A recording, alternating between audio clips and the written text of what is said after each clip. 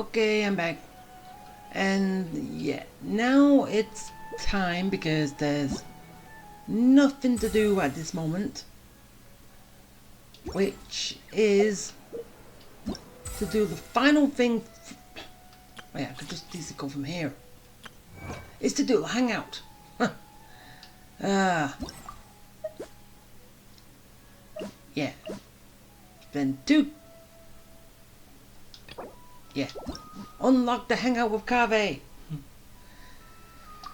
I'm all for work-life balance, but I think this is pushing it. Let's see where we're going with Kaveh.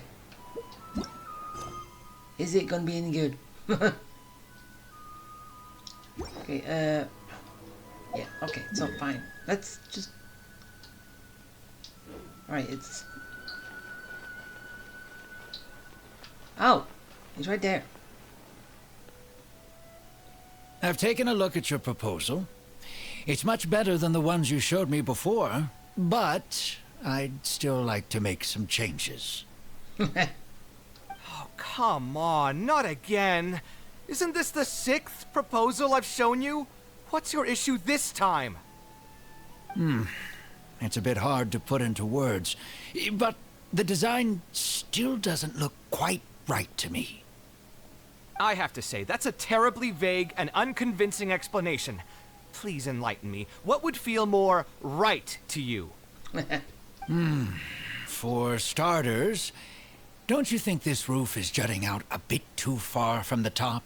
It looks almost like the head of a fungus. What's wrong with that? This door, too. I don't think it needs to be nearly this large.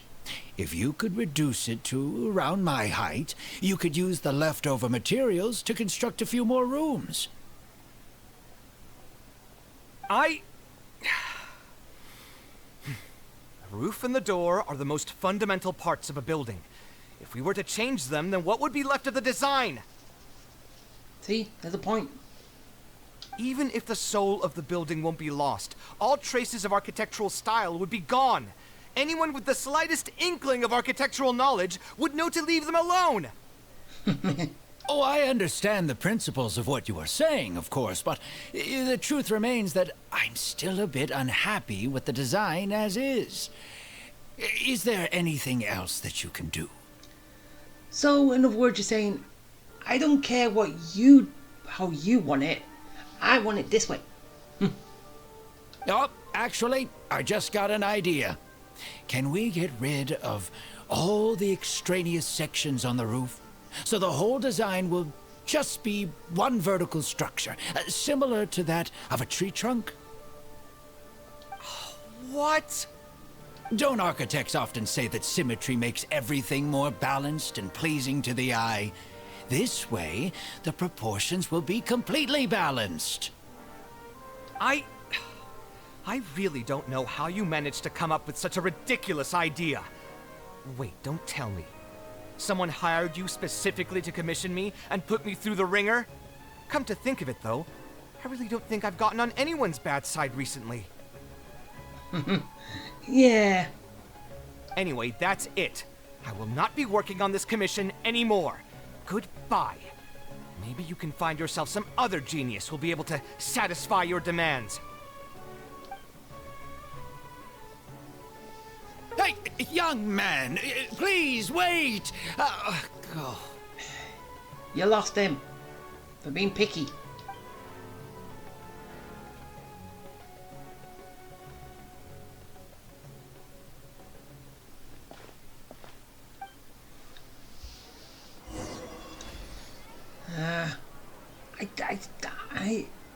I miss Honkai at bits like this because even DMC would, even you would talk at this bit. I just don't like it that it's silent, but I have to deal with it for this game until, if they actually do change it like that. But what am I gonna do?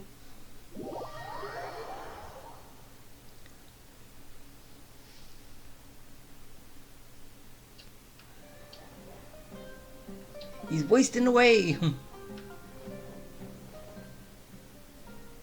in Margaritaville, right? Taking this commission was truly the worst decision ever. Oh, hey, I wasn't expecting to run into you here. Actually, while we're on that, what are you doing here at the tavern? Don't listen to anyone who says that drinking is an elegant pastime. It's no good for your health. So you saw all that, did you? Ugh, I thought I was in the clear. I made sure to double check that nobody I knew was around. Yeah, but you didn't double check. No, triple check. Anyway, thanks for looking out for me. Honestly, it wasn't that big of a deal. I'm used to it by now. Stress is just an inescapable part of being a working adult. Boss, I'll have a glass of wine. Same as last time. Do you want something too? I'll put it on my tab. Wine and a glass of juice coming right up.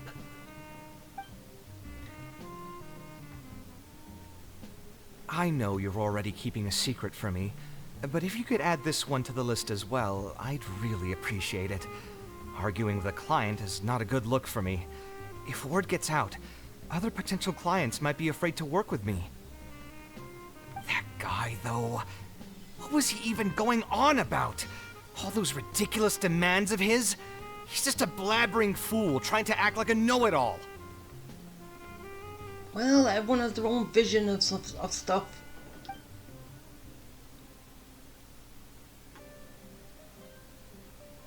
Another glass, please, boss.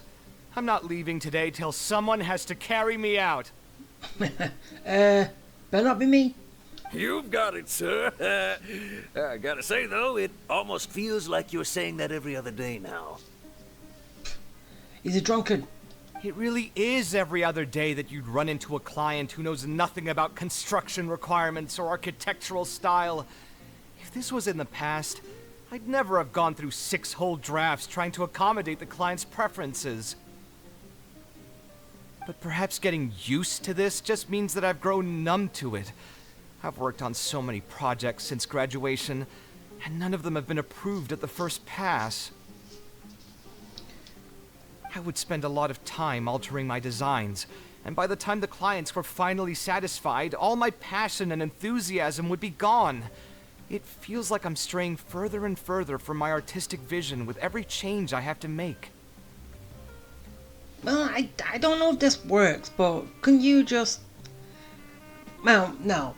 It's them design it, you make alterations, and then see where it goes from there. Now. Then you get both inputs. What he wants, and then you change it slightly. I suppose, though, that just sticking to your guns and completely disregarding other people's feedback would also not be a good thing. True. All of this makes for a real paradox, one that particularly crops up in my work, too. In the end, what is the true meaning of art? Should I see it as a divine gift of inspiration from the gods, or an expression of the light of my own wisdom? Here's your drink. How are you already spouting nonsense after just one glass? Your tolerance is usually much better than that. Boss, what do you think is the meaning of art? The meaning of art? Really, my friend, who in Sumeru understands art better than you? Anyway, I don't know about art, but I do know that I'm interested in business, and some patrons are waiting to be served. So, you'll have to excuse me for now. Just holler if you need anything. I'm leaving this conversation. What do you think, traveler?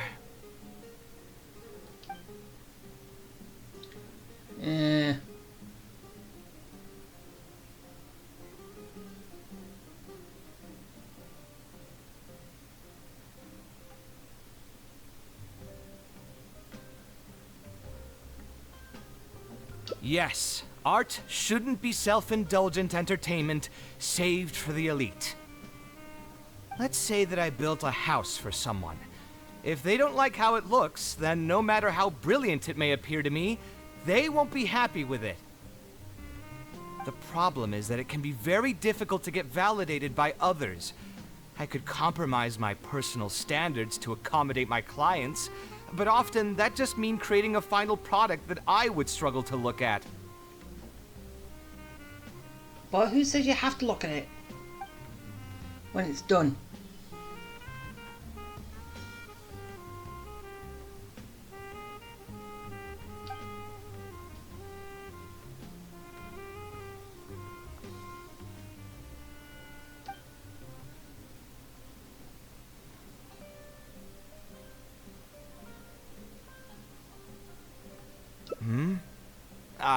Thanks for offering, but you've seen how he is. He's not going to listen to anything I say. He understands nothing about my design, and all the suggestions he made were as if he just wanted to mock me.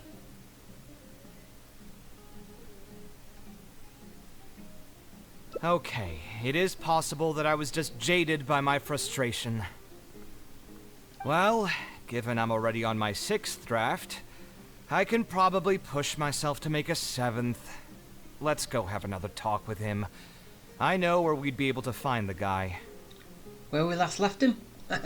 There's no time to waste. The wine can wait until another time. I'll go take care of the bill.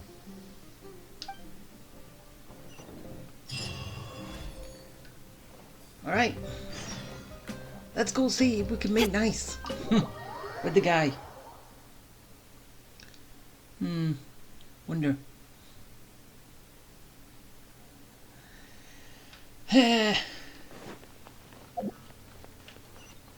Oh, he's down here this time. He's all the way over there. In Port Almost. I wasn't expecting him to I wasn't expecting him to be this far. Seriously, why am I having trouble with words?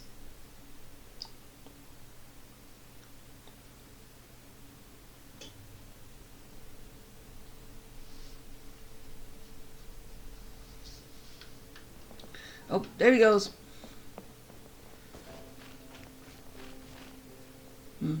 Where's he off to? Oh wait, he's just standing here. Kaveh, what are you doing here? I've changed my mind.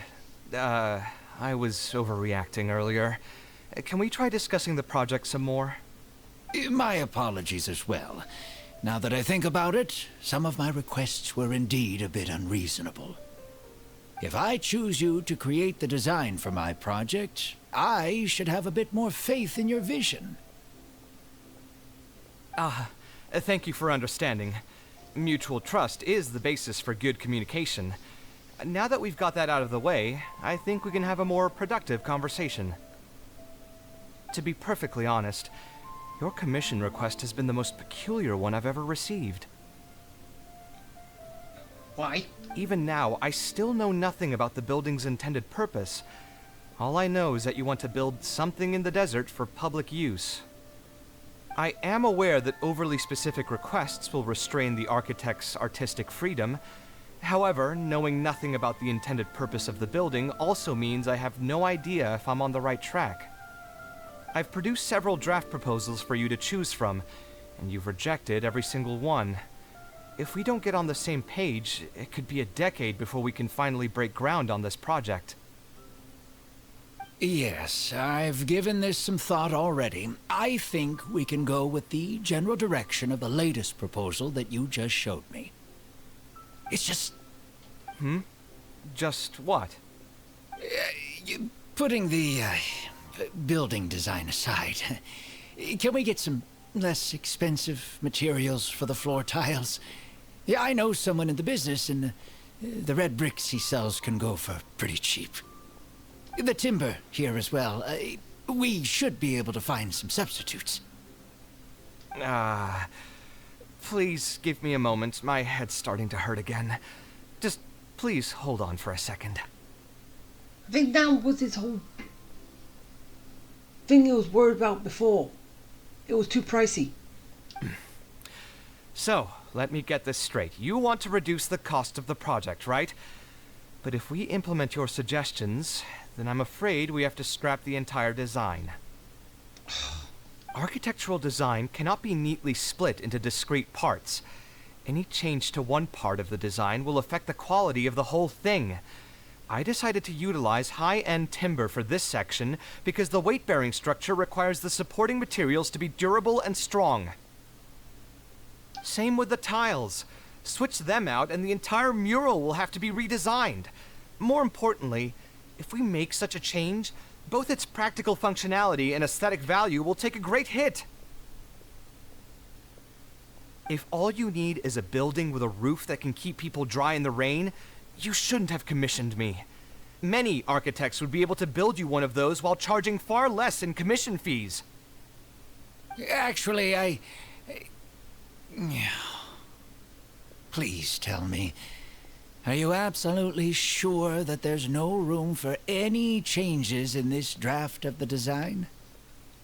I think the most important thing for me is to understand what you would actually like to get.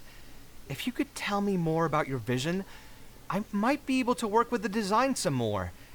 You are the client, after all. You should have the final say on how the project turns out. Well, he wants it affordable. I want to build something unique. Something quiet and warm inside. A refuge that can block out the world outside. I want all who enter this building to be able to temporarily forget everything that's going on outside of the building and just focus on their task at hand. That's a bit more information than last time, but it's still extremely vague. To put it another way, every rich person who wants to build a mansion for themselves would request something like this. We've gone through many proposals, and this draft is already the cheapest one. Cutting costs by substituting building materials will not only detract from the overall effect of the building, it also won't save you much more in the grand scheme of things. Thank you for giving it so much thought. Please give me some more time to mull over the budget. I'll get back to you once I've figured out a solution. I still have a few business meetings that I must attend, so I'm afraid I'll have to leave for now. You can just leave the proposal as is. I'll get in touch once I've given it some more thought. Okay, we're getting somewhere. I also have a similar feeling.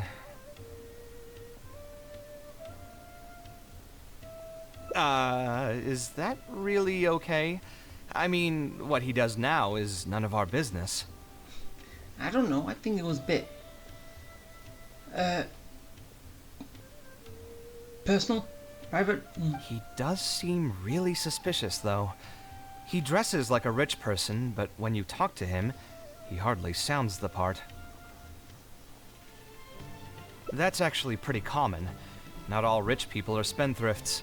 Many are just, as if not more, stingy than him. The more mora some people have, the more they love interfering with people's lives.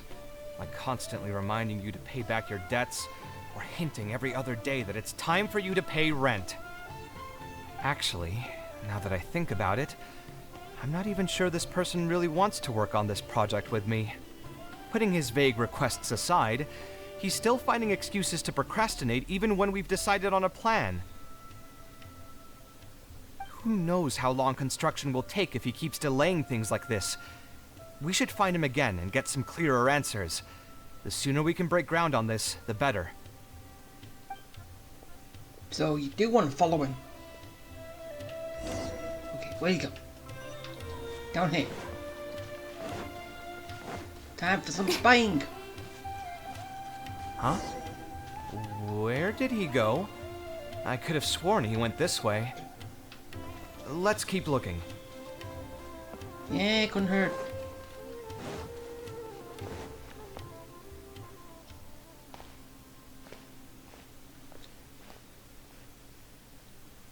Hey, look!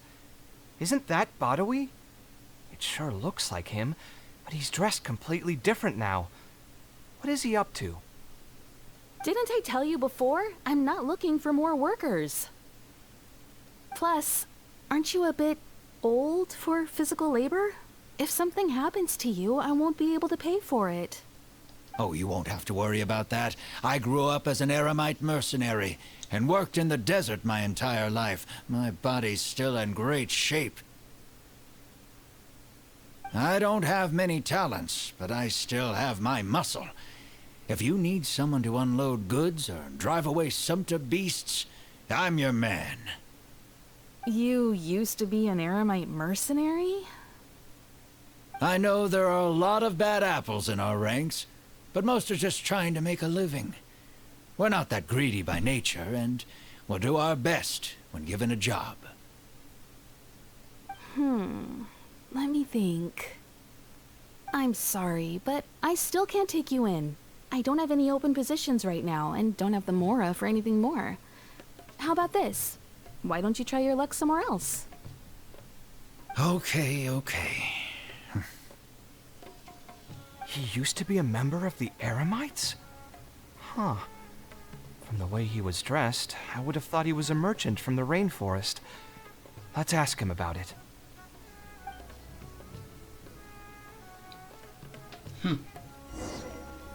Let's get personal. Ah, dang it. We meet again. Huh? Why are you guys here? That's what we wanted to ask you. Who are you? Why did you dress up like a merchant to talk to me about our project? There's no need for us to continue this project if you still want to keep hiding things from us. I don't work with individuals I can't trust. Believe me, I didn't have any bad intentions. It's just... All right, there's no point hiding anything anymore.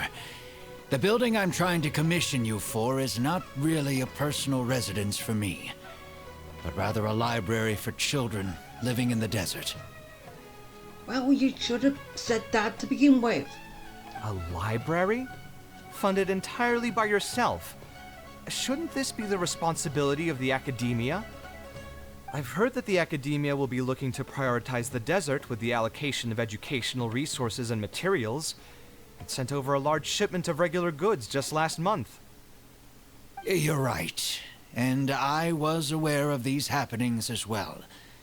I just figured what I want to do is a separate effort from what's already being done by the academia. The desert is too vast. Even if the academia spends a lot of effort trying to disseminate knowledge in those parts, it might still take decades, if not centuries, to reduce the educational gap that already exists between the two regions. And what's more, I don't know if the academia would ever reverse its stance in the future. All I know is that as a desert dweller, we should not wait passively for good things to happen to us.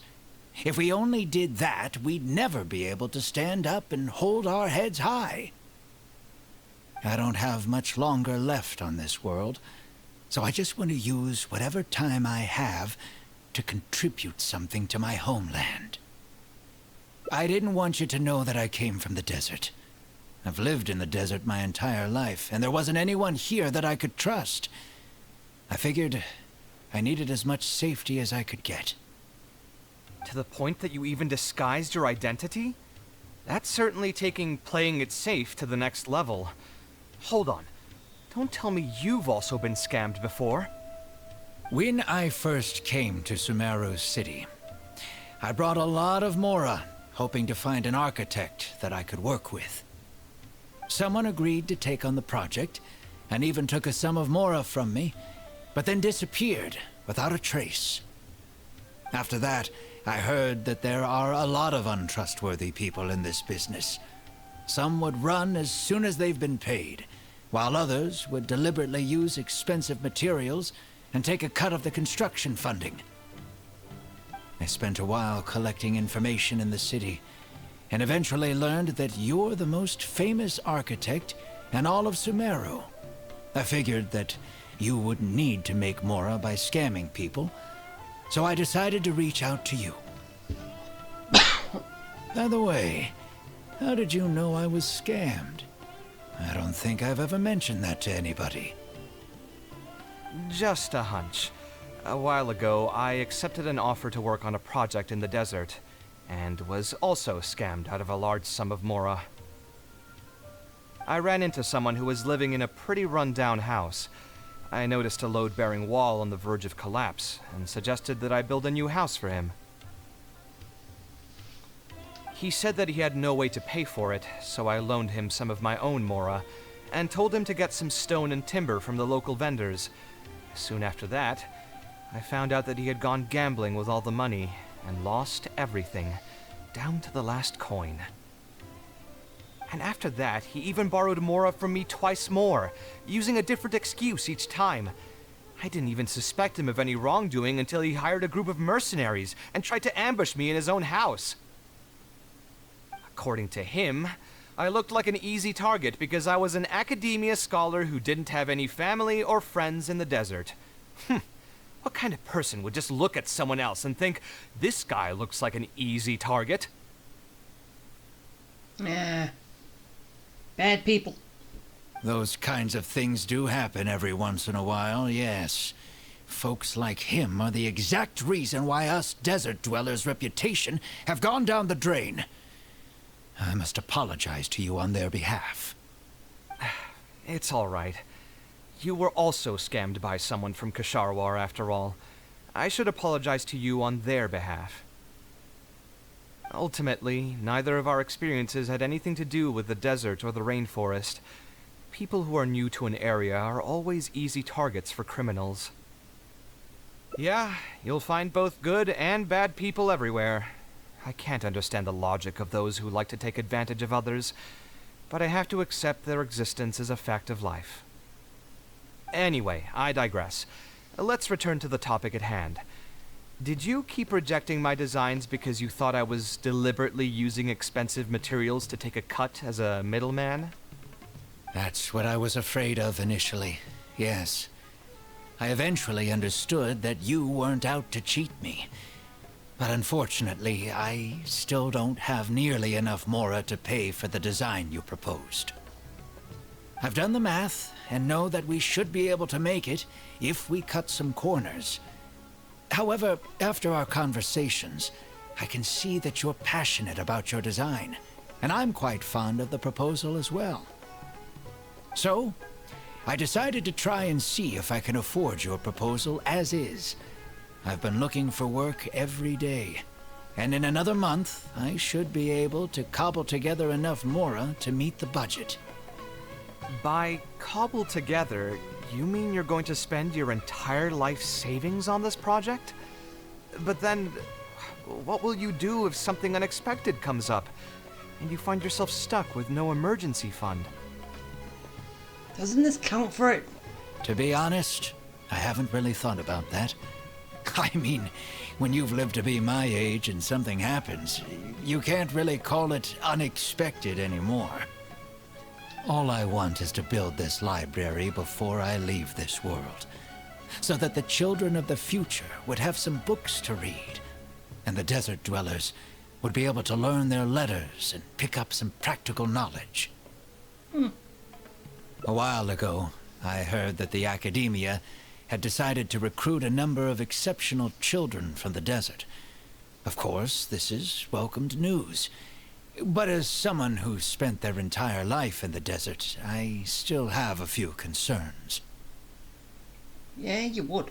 I know the desert life, and can predict what the problems will be. Many children from the desert have had neither the interest nor the proper environment to learn. So even if the academia would take them in, once they enter the halls, they might find themselves surrounded by other children who look and act very differently from them. And as a result, they might become socially isolated. Yeah, that's a little bit of a problem. Yes, I can imagine that. My father passed away at an early age. Even though I had a good number of friends during my years at the academia, for some time I still sensed many critical looks in my direction. I'm sure a child coming all the way from the desert will have an even harder time. But let's bring this back to the building itself. I think you said that you want this building to be quiet and warm, with its doors serving as a solid barrier to block out the sound and fury outside, and allow one to focus on the book in their hands. Building it according to the current plan will be quite costly. Even if I don't charge you any commission fees, I don't think we'd be able to keep it under your budget. Any ideas on what we can do?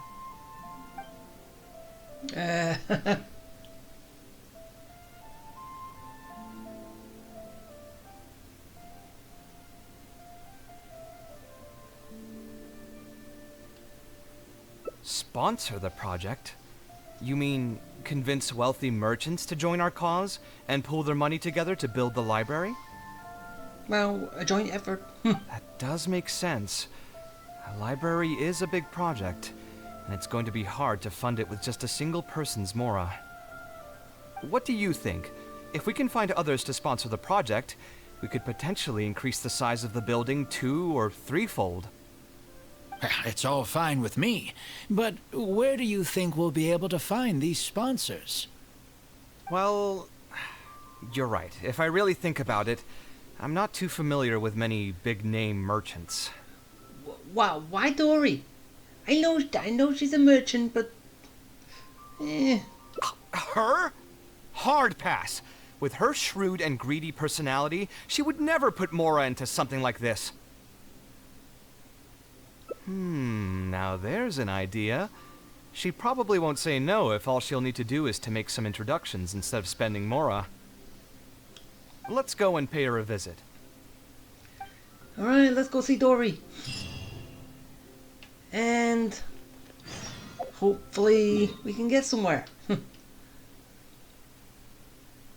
She's not in Sumeru. She's over here. Who'd have thought?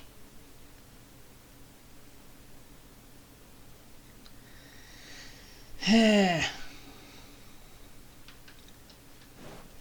coming, Dory. Whee! Didn't work as well. Let's go.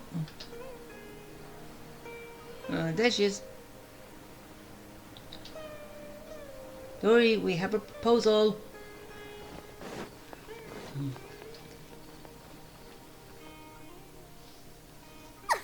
Oh, now here are some unexpected guests. What brings you to the Palace of Alcazar's Ray? When I saw Kaveh, I almost thought it must be that time of month again. Sadly for me, I must wait a few more days before I can collect my shiny Mora. Hey, can't you think of something else for a change? You are literally living in an objet d'art, and yet your mind is still fixated on nothing but Mora? What is the point of wealth, anyway? Is your happiness entirely dependent on your hoard of cold, emotionless Mora? That's exactly right. Mora is extremely valuable, you see. If you don't keep your mind on it, your Mora may just find its way to somebody else's pockets. If you ask me, this place is still way too empty. Just give me some time and I'll fill it to the brim with lots and lots of Mora. You're hopeless. Oh, so you have an actual reason to visit me? Alright, let's hear it. Merchants? Why? Is there some kind of business opportunity? No, it's something else. Oh, I see. So you're just looking for someone to help you fit the bill. I knew you wouldn't be interested in something like this. Still, you wouldn't refuse just making some introductions for us, would you? Sure, I can connect you with some folks, but with every service comes a fee, you know. There's always a fee with you, isn't there? A fee? You mean just for introductions? Of course! Making introductions means using my connections and putting my reputation on the line. Why wouldn't I charge a fee for something so important? And since we've known each other for so long, though, I'll give you a huge returning customer discount. How about 500,000 Mora? What? 500,000? I guess that's okay. But why are you charging a fee before we've even secured any funding? That just doesn't seem right. Besides, by helping us out, you'd be doing a great service to the public. Can't you take your mind off your Mora even for just 1 second and focus on something far more important?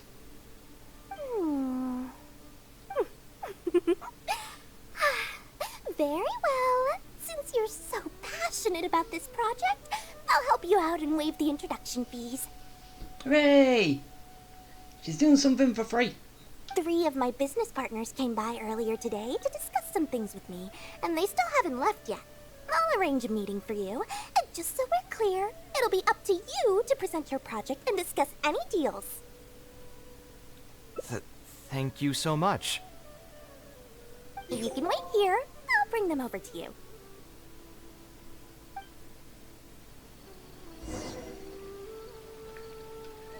Just over here. Dory gave us a brief introduction about the two of you.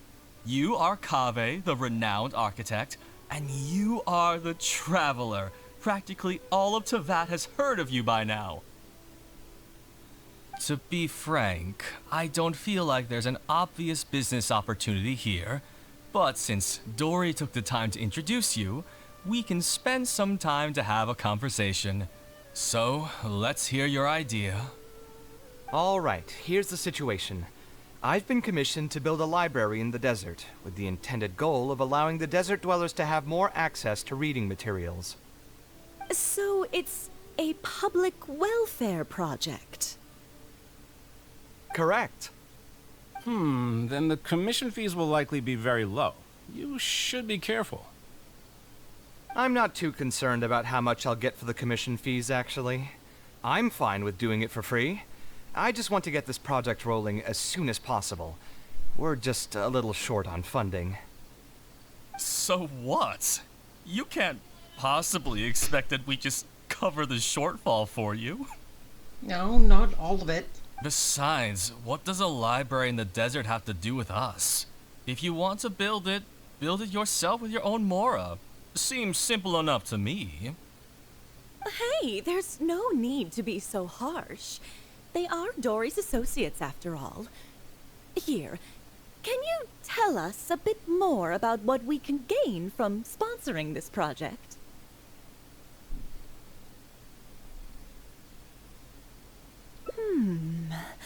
So we'd mostly be doing it for reputation and exposure? There is some value to that. It could make doing business in the desert a bit easier. I thought it would be. Well, just speaking for myself, I've got nothing in the desert. Yet. I also have a concern. It feels like there's not much to profit from in the short term. But in the long term, the reputation gain also doesn't sound like it'd offset the cost of the sponsorship. Then how about this? What if, instead of building a single library, we commit to an entire complex of buildings dedicated to culture and education? That's going a little bit beyond what was already established. Wouldn't that just cost more? Yes, but in that case... Mr. Kaveh, please tell us what you have in mind. I'll just give an example. If we were to build a library and a school near Aru Village, then the desert dwellers would gradually begin to migrate towards the area. A whole suite of buildings will be able to host more traffic, and thus drive the economic development of the entire area. In turn, that would lead to direct business opportunities. I've been to the desert several times. Although there are still many lingering tensions between the two regions, the amount of interaction has been steadily increasing, and in the long term, the desert will only become more and more important to Sumeru. You do have a point. Education in the desert is indeed an industry that has not been tapped into. If we can be the first to place stakes in the area. And you just believe anything he tells you? Even the greenest amateurs know that urban planning will affect population flow. If you don't believe me, you can ask anyone on the street to confirm it to you. You.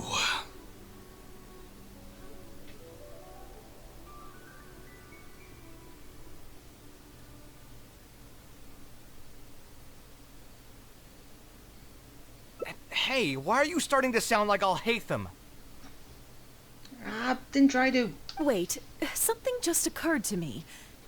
If we're going to build a library in the desert, Aru Village would obviously be the best place for it. But it seems we're not the only ones with our eyes on the village. I heard a rumor a while back saying a lot of land and buildings in Aru Village have already been secretly purchased by a big-name merchant. What? What? Who? In other words, if we try to join the fray now, there won't be much left for us. If we want to build a suite of buildings focused on education and culture, Aru Village is the prime location. If we want to build it anywhere else, we'll have to deal with a far larger list of problems. It's not impossible, I suppose, but... Then there's no hurry. We can wait for Aru Village to develop more first and get into the market for expansion to other areas. But if you were to do that... Is there nothing else to discuss? Great timing! I pretty much heard all I want to hear. If there are no other urgent matters, I'll be on my way. I'll be off as well. If you have any new ideas, please feel free to reach out. it seems like the others are not interested in funding this, so no point in me doing this on my own. Let's revisit this another time. Aww. Hey, guys, wait! Didn't get anywhere. Well, what can I say? I guess it went somewhat as expected. They are Dory's friends, after all. As soon as they heard that there's not much more in this for them, they lost all interest. Yeah, it's just another day doing business with people. But I can never get used to that. Those people never think of anyone other than themselves. Looks like we'll have to figure out some other way to get the funding. Let's go. How did the meeting go? Want to talk about it? Where did I put the delivery? It didn't go well at all, Dory. Your friends are greedy, like you are. Oh, where did all that passion go from earlier, I take it you weren't able to find a sponsor for your project? Please don't tell me that you're here to mock us. What kind of person do you take me for? Would the kind and generous Lord Sakuma Bay really do such a thing? I will say, though, I more or less expected this outcome even before I introduced them to you. You can try to talk up the project all you want, but the facts will remain the same. This project is high investment with slow returns. No sane person would put their money into this. But this isn't just a business project, right? Also, if you already knew no one would want to partner with us, why did you still try to charge me 500,000 mora? You scammer! That was cheating. You might want to remember who your creditor is before you start talking like that, Kaveh. I'll pay back every last coin that I still owe you, but that's a completely different matter. Alright, since you're so devastated about this, I'll set you up for dinner with another big-name merchant. In fact, I'll be inviting the most famous merchant in all of Sumeru, so I'll be counting on your performance. So, is this gonna actually be the merchant who's already bought space over there? Or what? What? Real? I would like to sincerely apologize for my attitude just now. So, where would we be meeting this merchant? Follow me. Oh, I suppose both of you can come. Hey, what was that, Dory?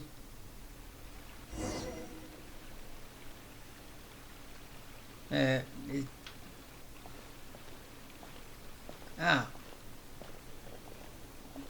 are we going, Dory? Is it her?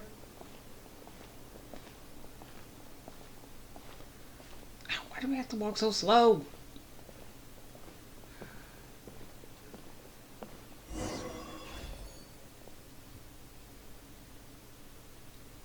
This is the place. You said you're going to introduce us to the most famous merchant in Sumeru. Well, where are they? You still don't get it, huh? The most famous merchant in Sumeru. So it's you. Huh? So you meant yourself all along? Then why did you bring us here? Well, I've given it some thought, and that complex of education and culture buildings that you mentioned does hold some promise. It'll be a pretty big Mora sink, and I'll have to fund it all on my own, but that's not really a problem for me. Seriously? Where's this generosity coming from so suddenly? Are you trying to scam me again? The reasons are not important. What's important is that I'm willing to help you. However, you know just as well as me that once this project actually breaks ground, it'll start sucking Mora from my pockets like crazy. So, to cut costs... I get it, I get it. I won't charge any commission fees, and I'll take responsibility for the entire project. Splendid! Then let's sign the contract right away. So, we've got a deal. This way, the children of the desert will have some books to read. Their lives should improve a bit after this. Of course, there are a few things better than using my knowledge to help other people change their fates. I must thank you as well, Dory. I used to say you only cared about Mora, which might have been some prejudice on my part. Sorry for that. I will also try to pay back my debts as soon as possible. Now, let's have a quick discussion. Where would you want the library to be built? That will be the most important building. There's no rush. I'll provide you with a copy of the deed when we get back. You can just use the address on the document to find the lot. Huh? The deed? So hold on a sec. The person who has been buying up everything around Aru Village was you all along? Really, Dory? Oh my, did I not tell you about that? Yep, yours truly has been buying up all the land. I must thank you for bringing your ideas to me. Before our conversation, I had no idea what to build on all those lots. Ah, so basically, we help. So, from my perspective, this has been a great turn of events. I didn't put much in and easily got a lot in return. But what about my commission fees? Huh? Didn't you waive those yourself? I was just gonna say that to cut costs. We mustn't procrastinate and should start construction as soon as possible. But before I could finish my sentence, you volunteered to waive your commission fees and even promised to take responsibility for the whole project from start to finish. I'm so touched, really. Aw. It's obvious that you used every trick in the book to deceive me. You deliberately paused for a long time while talking about the project and kept glancing at me with that menacing look in your eyes. She knows how to use it. Huh? You really think so? Well, the contract's already been signed, so there's no point in dwelling on the details. You know what? I'll pay for tonight's dinner. Yeah, that's not gonna really help much. Fine, I'll drop the argument on the commission fees. But since you said you're paying for dinner, I'm going to order the best dishes and booze this place has to offer, and lots of it. Tonight, we're feasting until I've recouped my full commission fees. That's cheating. I wonder if I'll ever be able to create something similar. Okay, it's a deal. Okay, so that's one of the 5 endings. Now let's go see whereabouts the other endings are. I'll get those after. Oh, that's 3. And there's 2 up here. Okay. Let's start with this one. Okay,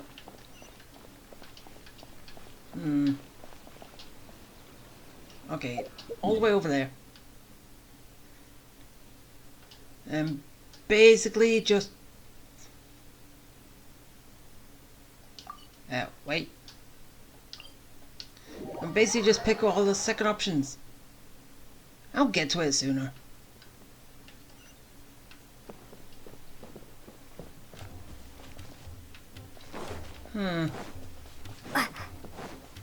Oh yeah, it's following him. That's where we're up to right now. On this side.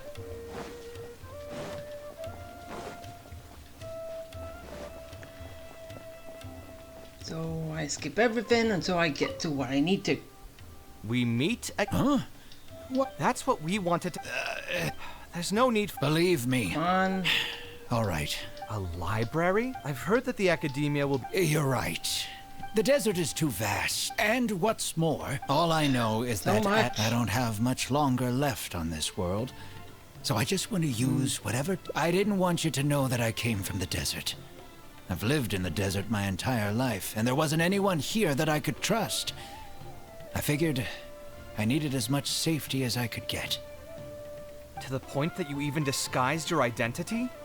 That's certainly taking playing it safe to the next level. Hold on. Don't tell me you've also been scammed before. When I first came to Sumeru City, I brought a lot of... Someone Yeah, so agreed to take this on the is- After that, I spent a No, while second- collecting information. By the way, Not going somewhere. how did you... Just a hunch. I ran into someone who was living in... He said that he had no way to pay, and after that, he even borrowed... According to him... Those kinds of things do...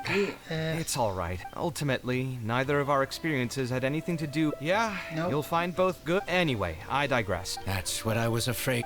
I've done the math, and no... So, I decided to... By cobble to... To be honest, all I want is to on. build this I a just while wanna get ago. to the second options. I know the desert life. So even if the academia... Yes, my father passed away at an early... I'm sure a child coming all the way... But let's bring this back to the... Building it according to the current... A slightly different style. Give me a minute. Most architects would probably prioritize cutting costs and removing extra features in this situation. Indeed, converting the building into a simple bungalow would solve most of our problems. However, I do not think this would be the best solution. While it's true that the aesthetic value of a building is often viewed as an afterthought, neglecting it has some long-term negative consequences. It is especially undesirable in this situation, as the library will serve a high number of children, many of whom would have never been exposed to structures that may be considered elegant or beautiful. To completely give up on the more aesthetic design would mean stripping the children of an opportunity to appreciate the beauty of architecture. I share Badawai's sentiments in wanting to preserve a more complex design. However, if we can reduce the ornate aspects of the design while maintaining its fundamental elegance, which is to say we won't touch the arches and stone pillars but make changes elsewhere, this is definitely a first. To make up for the loss of regular details, we would need to put a lot of extra effort into the layout, lines, and color. I see. Would that really be okay? It just increases the difficulty of the design. You should feel lucky that out of all the architects in the city, you chose to approach me. Most of the others would have given up on this project by now. As for inspiration, I think I might have something in mind, but I'd need to visit the site to make sure. Where do you want this place to be built? Tell me the exact location. Aru Village. Although it wasn't my childhood home, I think it'll be the best site for such a building. Okay, then we can pay a visit to Aru Village. Is there something I can do for you? I've already caused you a lot of trouble before, and now you're revising the design again because of me. Which draft are we even on now? It's making me feel terribly guilty. 7. Let me think. You said you used to be an Eremite mercenary, right? In that case, you could help us clear out some monsters that are blocking the way to Aru Village. We want to keep the roads clear, and reduce the loss of materials during transport to a minimum. If everything goes well, that'll help us save some Mora. All right, just leave it to me. If there's anything I'm good at, it's clearing out monsters. Hey, that's my job. What are you waiting for then? Let's pack up and get ready to go. Okay, the Aru Village, right? Okay, so I go here and then I walk back.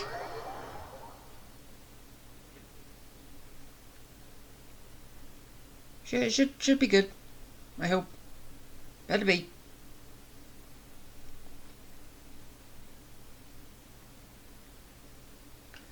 Okay, give me those. Might as well, because I'm passing them. Pick up that.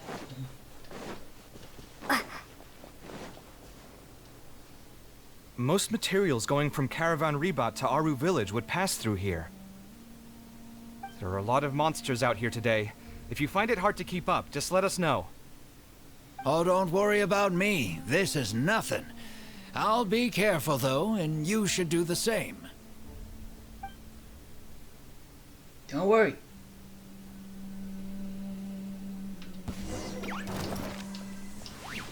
Go, go, go. Come at me! Get him!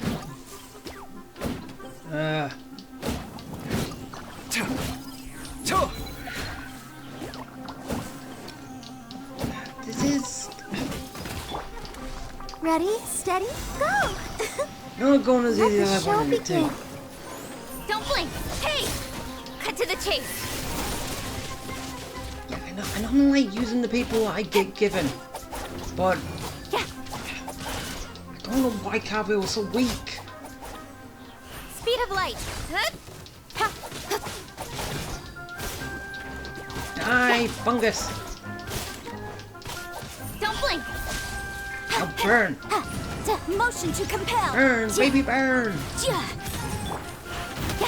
Ow! Speed of light! It's always this big one which is always a pain. With sword comes shadow! Hey, Boom boom! always. Don't blink! Done.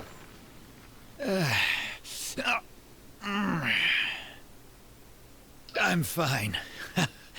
I've spent my entire life fighting these kinds of monsters in the desert, after all. They won't get the best of me. But it's one thing to fight against monsters, and another to fight against an old injury. It's something I picked up when I was young. There were many fights between mercenary brigades back then, and one day someone stabbed me in the back. Was it that guy over there? I don't think much of it back then, but with age, it's caught up to me. Few mercenaries get to enjoy their later years. Failing health tends to take the joy out of reputation and wealth, and many mercenaries never even made much of the latter to begin with. Is there someone you know who can help to look after you? Unfortunately, no. My wife passed away at an early age, and I don't have any children. Sometimes I'd close my eyes and realize most of my life story has already been written. I have many regrets about my past, but at the same time I also know that there were never many options for me in the first place. I joined the Eremites when I was young, and won many battles with them. My survival was more a matter of luck than actual ability. If at all possible, I want future children of the desert to have some more options in life. I don't want them to turn out like me. My apologies. The older we get, the more we tend to ramble. Seems like we've already cleared out most of the monsters. Let's hurry over to Aru Village. Okay. And then we see your location and then we start building. Right? I think it's really admirable of him to spend his whole life savings on people he's never met. Maybe he's doing this out of natural kindness, a kindness that hasn't been eroded away by the struggles of his life.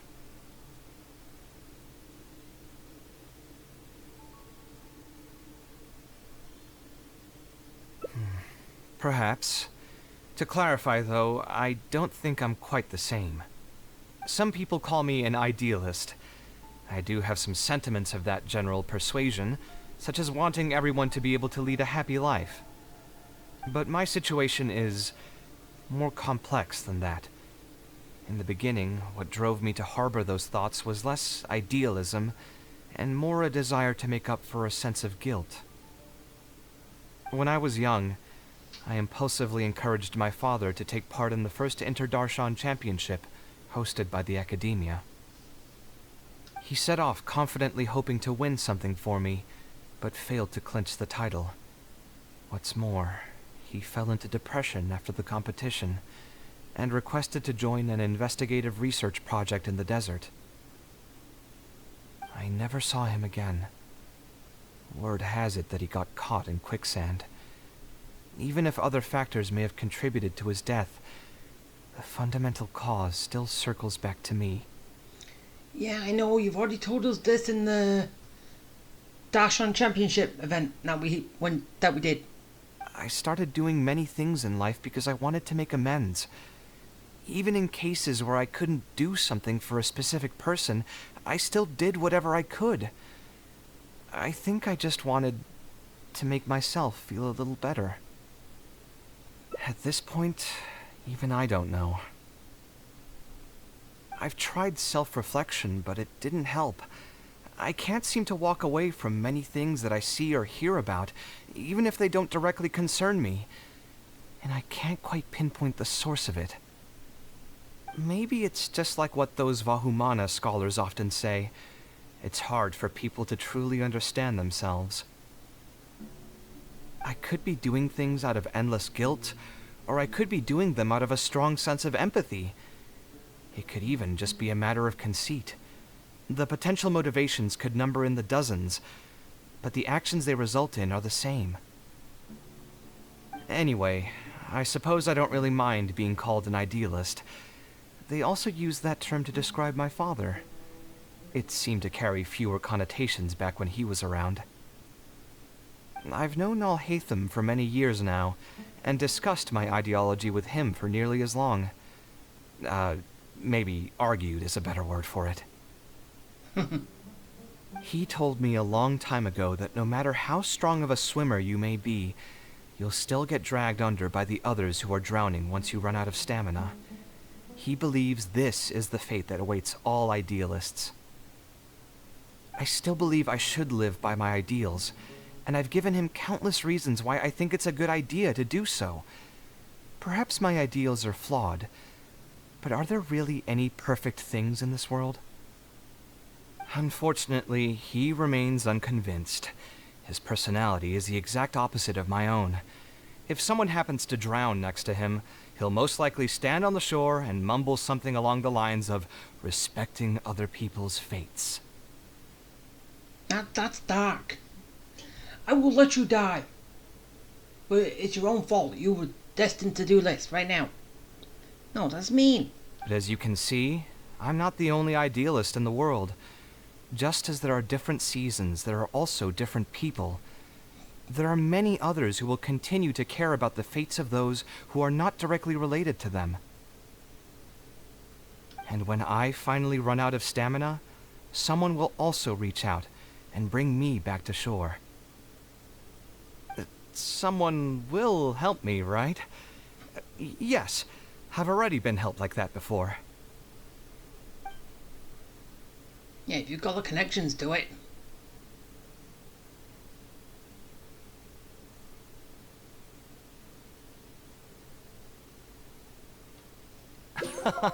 But you've helped me plenty already. If you didn't reach out to me, I would probably be passed out on the tavern table right now instead of talking with Badawi. See? Either way, I'm feeling much better than when you first found me at the tavern. I can feel inspiration already welling up inside of me. Maybe this will be just the opportunity I needed to create a whole new style. All right, let's head to Aru Village.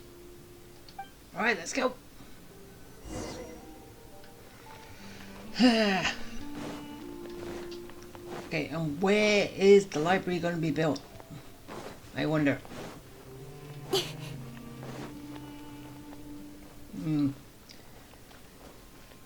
Long journey.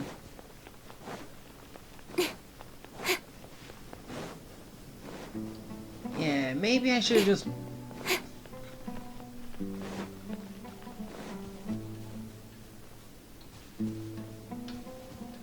Yeah, maybe I should have.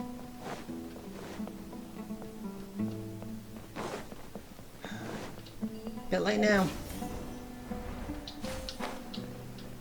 Wait, can I? No!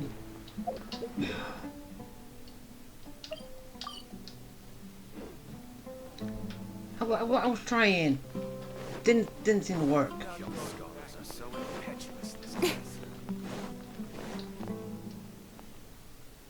Now that we're here, it's my partner's time to shine. Marak! Beep boop. Oh, what's this? My toolbox. I built it using an ancient mechanical core. It's not too smart, but it's super useful and can help me with a variety of tasks. I'll take Marak and find a suitable location for the building. Once that is done, I'll get to work on a few designs. Traveler? Ah, you know each other? Hello. I suppose you must be Kaveh from Kasharawar. I've heard of you before. My name is Sataria, and I'm currently the person in charge of promoting educational assistance programs here in the desert. Educational assistance programs. Then you must be familiar with the local conditions here. I can't say I'm too familiar just yet, but if you have any questions, I'll try my best to answer them. I've been commissioned by Mr. Badawi to build a library in the desert.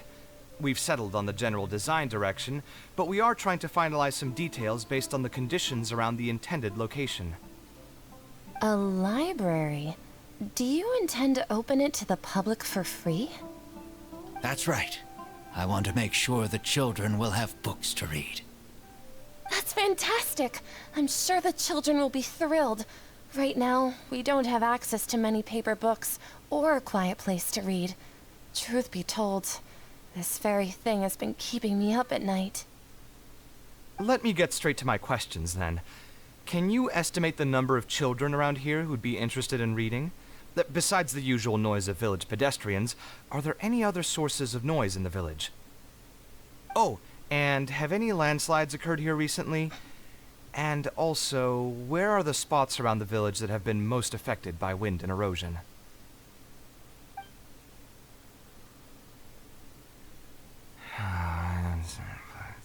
So much to deal with.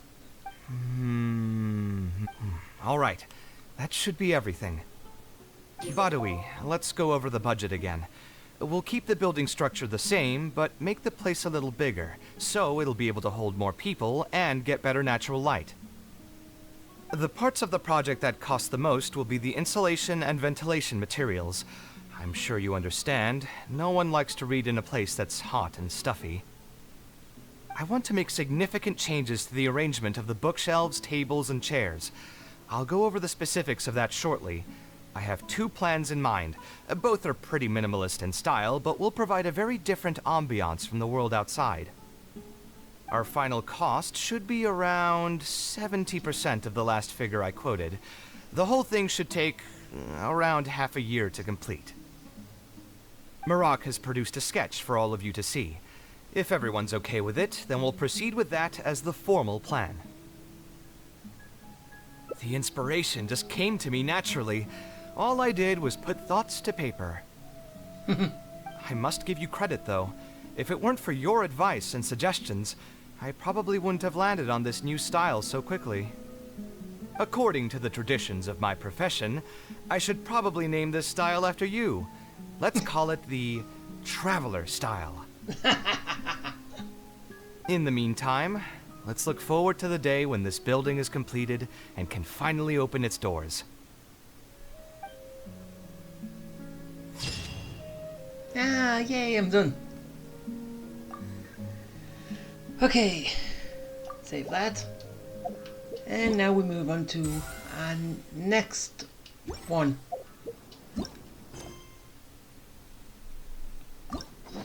Let's see how far it would.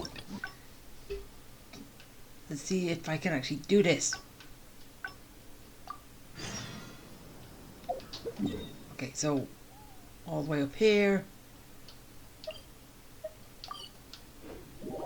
Is it in the tavern right now?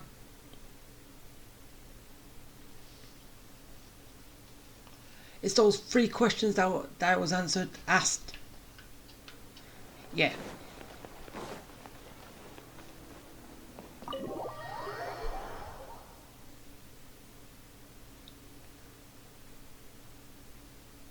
So basically from there I just go as long as I can.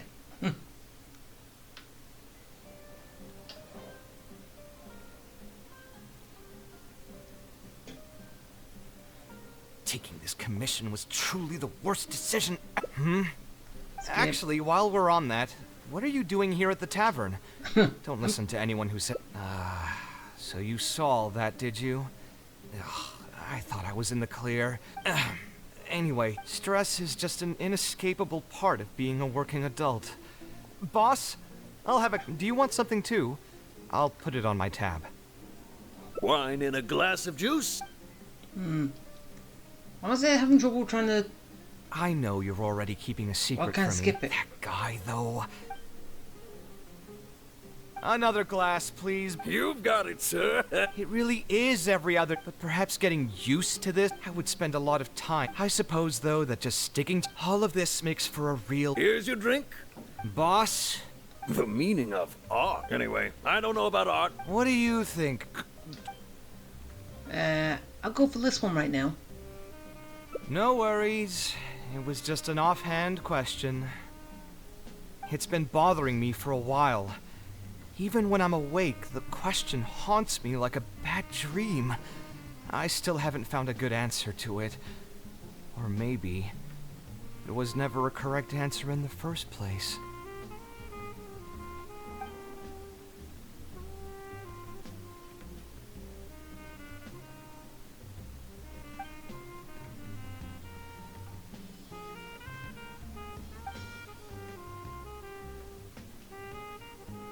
Sounds great to me. I don't even want to think about this project anymore. But what should we do? It's probably not a good idea to just drink until I pass out here. Oh, so basically leaves one and then it's not the 3 options. It's that one which now we split into 2. Huh? Where did that come from? First thing I saw. I mean, it's not like it's some kind of secret. You probably already know some bits and pieces of my past. My mother is also an architect. I've always adored her drawings, and when I was young, I used to sit next to her and watch her bring all kinds of buildings to life on paper. You could say my interest in architecture just naturally grew with time. Perhaps. In fact, I have also seen my mother argue with her clients, but she would always quickly find the motivation to return to her work. Unfortunately, I've barely had any contact with her since she remarried and moved abroad. Even if I wanted to ask her about her ability to stay positive after an argument, it would seem rude to barge into her life again over something as trivial as that. I did remember something else, though. When my mother left, she only carried some small personal luggage with her. She left most of the belongings in the house to me. At the time, she even told me that it would be great if I could learn a few lessons from her life experiences, so my life and career could go a little more smoothly. I hadn't quite come to grips with my emotions, and didn't really have it in me to go through any sentimental items. So I just packed anything with memories away in a box and haven't reopened it since. It's been a really long time. Now that so many years have passed, maybe I have finally developed the maturity I need to face those memories without losing my mind. Yeah. I should dig it out and take a look. Huh? Sorry, I've had too much to drink and wasn't thinking clearly. You're right. I should do these kinds of things with the support of a friend. Yeah, a nosy friend. Speaking of that, I can call you a friend now, right? Either way, thanks for reminding me that I can invite you to come along. Had I just gone back by myself, it would have looked like I'm deliberately trying to keep things from you. Ugh, thinking too hard about the words is giving me a headache, so I'll just give it to you straight. Thanks to your advice, I have decided to put my current projects on pause for now, and spend some time trying to rekindle the passion for my craft. If you want to stick around and see how this will turn out, you'll be sure to encounter some bits and pieces of my past. Do you think you'd find that too boring? All right, then let's head back together. I mean, you already know where I live. Yeah, without Hatham. Who knew that the day would come when I too would have some friends over? Let me see. I should have tidied up the place before I left the house this morning. Hatham shouldn't be home now either. He's usually in the records room at this time of the day. Anyway, there's no more time for drinks.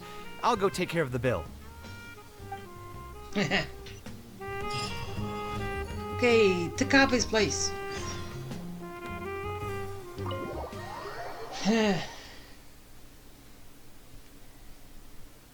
And then we can... I don't know. Something. Pry into his memories, his past, and probably ask questions. It's still going.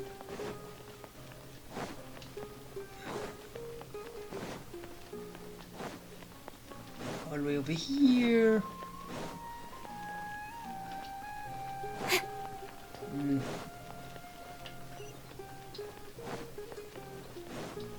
Here we go. Hi, Kaveh.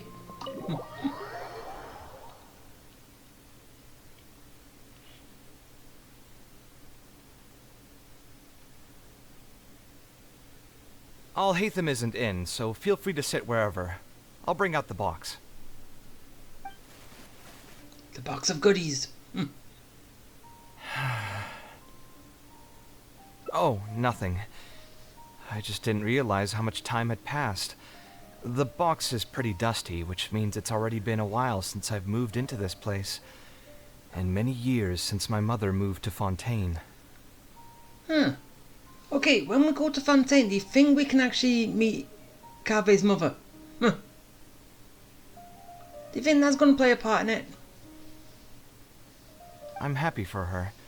I hope she'll be able to find happiness there. She raised me all by herself after my father passed away. It definitely wasn't easy for her. Anyway, enough about that.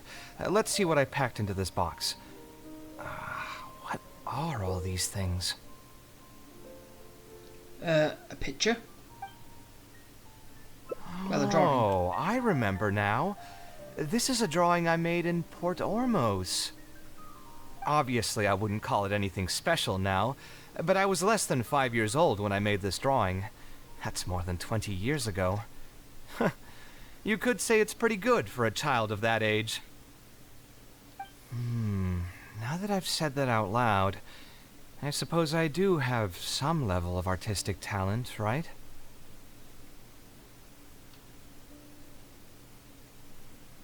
Criticism and self-doubt have always been a part of the artistic process. Without criticism, there can be no improvement. It's normal for me to question my abilities from time to time. I admit that I may have spent a little too long questioning myself this time around, but as you know, the heart tends to dwell on whatever it pleases. Anyway, never mind. The more I talk about it, the less confident I feel. Let's see what else we have in the box. Ah, my building blocks! It's been years since I've last seen these. When I was a kid, I used to stack them super high, and could even stabilize the tower to keep it from tumbling over. Oh, and this blueprint. I made it by copying my mother's sketch, and the aspect ratio was horrendous. It's still technically the first blueprint I made myself, though. I was super proud of myself when I finished it, and put it in the same pile as my mother's sketches, hoping she'd notice and compliment me for my good work. Did she? Unfortunately, my mother didn't realize that I had put it there. When she had a meeting with a client the next day, she handed my blueprint to him by mistake. The client was completely confused by this new blueprint, but apparently he felt too tongue-tied to question such a famous architect. Oh. It was only a few days later that he finally gathered up the courage to pay my mother a visit. He asked, "The door in this blueprint is even taller than the roof. Is this supposed to be part of the design?" My mother took me with her to personally apologize to the client several times. She didn't scold me about it in private, though. Instead, she went over all the steps required to draw a good blueprint, and was very patient throughout the whole process. I still remember it like it was yesterday. So basically she saw you with talent. Let's see, is there anything else left in this box? Huh. What was this again? Ah, this is my mother's notebook. She used to write and sketch in it all the time. When I was a child, I used to be super fascinated by this notebook, and always pestered my mother to let me read it. After asking her a few times, she told me that I could read it as long as I could guess the password. Huh. Wonder why she didn't take this notebook with her. Did she leave it to me on purpose? Yeah, because she wanted you to read it. If only I could. I never managed to guess the password. Really?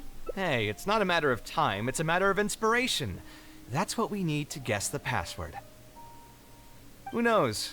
Maybe this time something will click in my head, and the answer will just present itself. Let me think. What could it be? Your name. It's kind of obvious. I could tell what you were thinking. Don't worry, I tried all the easy guesses a long time ago. Oh. I thought that would have been obvious. I've tried my name, my father's name, my mother's name, my grandparents' names on both sides, and all of our birthdays. I've tried every name and number remotely related to my family. I've even tried stuff like love you Kaveh, take care, and yours truly. I've tried every cheesy phrase and well-wish in the book, but this lock has refused to budge. I wouldn't try that route again. I have a hunch that it won't be that simple. Also, if she really did use something like that, she'd never hear the end of it from the folks over at Haravatat if they ever found out.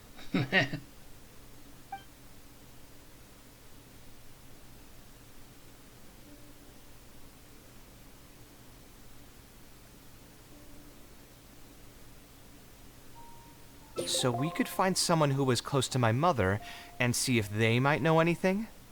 I see what you're saying, but who should we talk to for that? My mother was never really the one to be social. My father was the one with more friends, but all those connections were severed when he died. Let me think. Is there still someone at the academia who would know my mother? Ah, actually, there is someone. Professor Zaha Hadi. Huh, you've never really heard of her? She's a famous Gasharwar scholar and leading expert in formal garden design. My mother studied under her as a student many years ago. Professor Zaha Hadi published many works during her career, so I was able to learn a lot by studying her essays. If there's anyone who still remembers my mom, it'd be her. She's older now and is no longer teaching at the academia.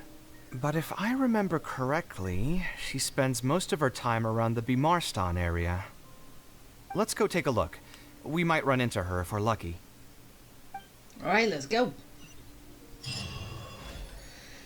Ah.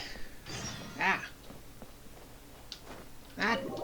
Seriously, stop pressing the wrong button.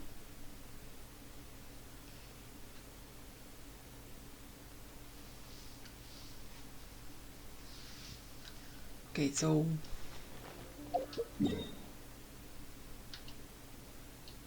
over here, towards the opposite end of Sumeru City.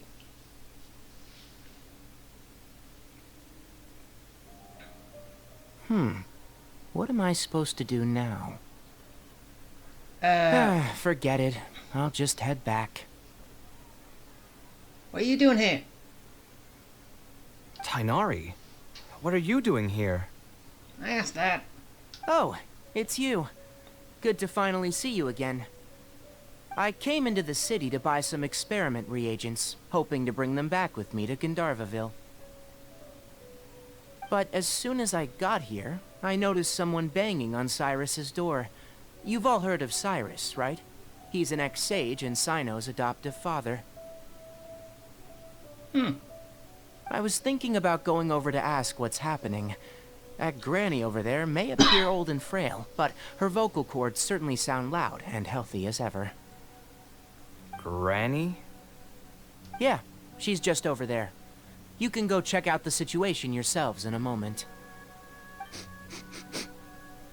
Kaveh, were you at the tavern? I had a quick drink or two. Can you still smell the alcohol? Drinking in broad daylight. Really? You want to pass out by the road and get run over by a sumpter beast like some mindless fungus, huh?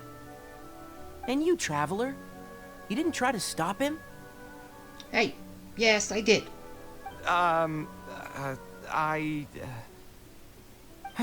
You look like a wreck, Kaveh. What happened? Are you feeling down again? You know what? I'm hosting a meal at Pardis tomorrow evening. Do you want to come? Huh? Oh, I had no idea. Let me think for a moment. I'll come if I can find some time. All right. Then I'll plan on reserving 2 seats for you. I'll be heading back to Gandharvaville for now. I have a feeling that argument over there is going to continue for quite some time. It might be best if we don't get involved. A granny who lives nearby. Let's go take a look.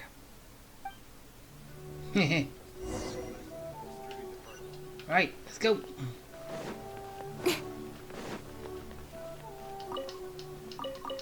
And yep, it's her. Ha! So, plan on keeping yourself locked in there, huh? Fine by me. If you're not going to come out, then I'm not going to leave.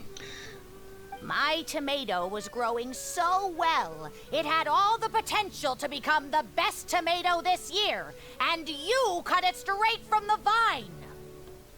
I already told you I had nothing to do with it. Why would I take a tomato that's still weeks from ripening? You'd have to be awfully green as an investigator to think it was me. You see, the word green here can refer to both the color of the tomato and the fact that your skills could use some. Enough nonsense! Just come out and face me, you coward! You're out of your mind. If I've actually done something wrong, then get a mantra and pull me out by force, why don't ya? Oh, why you? Professor Zahahadi? And who are you? Oh, Kaveh. Fancy seeing you here. How long has it been? Come on, get over here and let the professor take a good look at you. Not bad, not bad. You've grown taller again. Professor, what's going on here?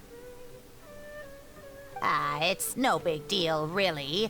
A few of us old scholars got bored in our retirement and decided to put together a vegetable growing competition. At the end, whoever loses will have to go up on stage and do a performance for the winners. Which brings us to our current predicament. My tomato was sure to win until a certain someone decided they couldn't bear to lose. Hey, don't try to defame me in front of the kids. If we're airing out each other's dirty laundry now, then why don't we talk about you sneaking into Janat's garden the other night? Ahem! Lucky for you, seeing these youngsters come to pay their respects today has put me in a better mood. I'll let you off the hook. For now. Come on, let's go. We'll take our conversation elsewhere. He doesn't need to be a part of it. Yes, of course.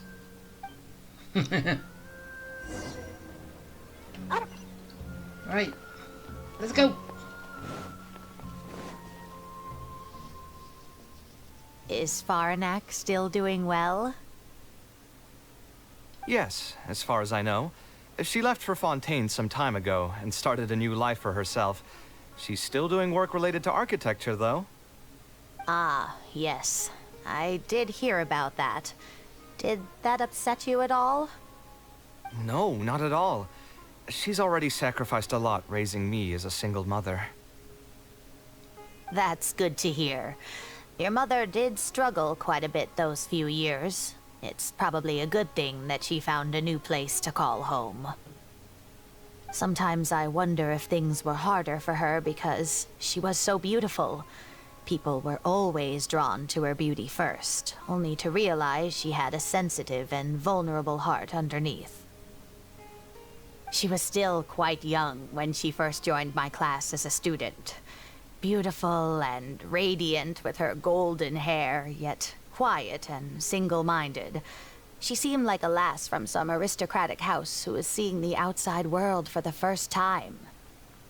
She had to make a lot of drastic changes in her life to raise you on her own. Even during her time in the academia, she was a thorough perfectionist. If she was unsatisfied with something she had made, she'd insist on redoing it, even if I was perfectly happy with it. She had many admirers, and they'd always fill up the first few rows of seats, hoping they could get closer to her sitting in the first row. If it were any of my other classes, you'd have found nobody sitting in the front. But every time I saw her, she was always in that same rigid pose. She'd have one hand on her forehead with the other clutching her pencil. Her eyebrows would be knitted in a frown as she concentrated on the blueprint in front of her. I'm sure she had many difficult moments in her life. How did she cope with the stress?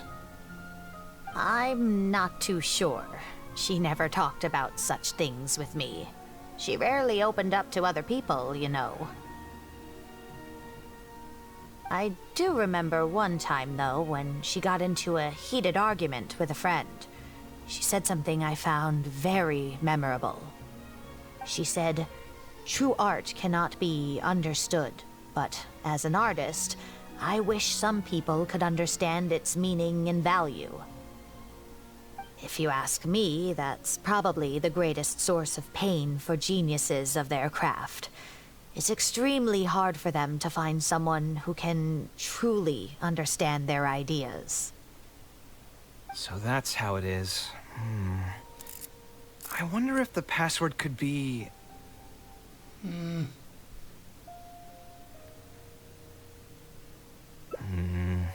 I tried both just now. Seems those aren't it either. Oh. What are you trying to do? My mother left her notebook to me, but it has a password and I haven't figured out what it is yet. I'm trying to learn more about her so I'd have a better chance at cracking the code. Thank you for all that you told us. It's the least I can do. Talking to youngsters like yourself makes me feel younger too. Honestly, looking at you now, I can see how much you resemble her. It's almost as if she's standing right in front of me again. Your personalities are quite alike, too. You're both stubborn and both a little awkward. Of course, I'm sure the similarities are mostly superficial. But so long as you continue to harbor those traits, you'll find a lot of difficulties in your work.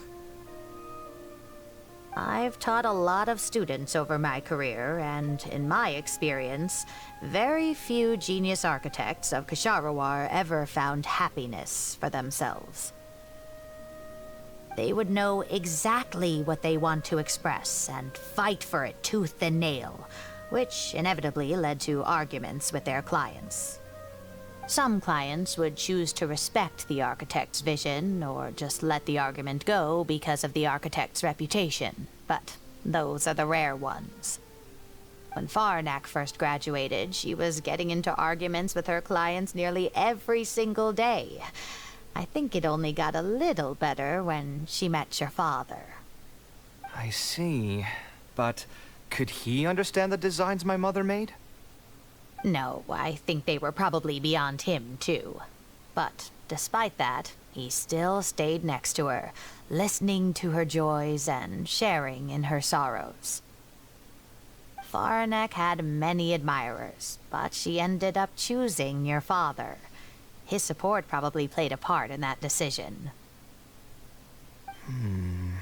So instead of understanding, perhaps all we need is just companionship. Huh. It worked. Oh, was that the right password? Yes! Then you should be on your way, child. Find a quiet place and see what she wanted to say to you.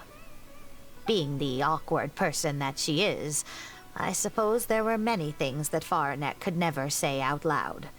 Instead, she probably left them in her diary, hoping that they would make their way to you one day. If you're ever in a mood to chat again, just come and find me here. You're always welcome to discuss architecture topics with me as well. Thank you so much, Professor. There's no need to be so formal. I'll let you kids go. It's time for me to take another stroll around the vegetable garden. I wonder what my mother could have written about. Okay, I'm just wondering something. They all say Zaha Hadid's class is the toughest, but I think it's actually not too bad. On the other hand, though, structural mechanics is definitely a pain, no matter how you try to approach it. I doubled down and managed to get through it in the end. Okay, I thought I could actually say something, but I'm going to say it now. Was he basically trying every single word that was being said for the password? Was he doing that? How many words was that? I met someone special. At first, I didn't think much of him. But now, I feel very happy whenever I get to spend time with him. We decided to name our son Kaveh. I don't think a younger me would have ever imagined forming such an intimate bond with another person.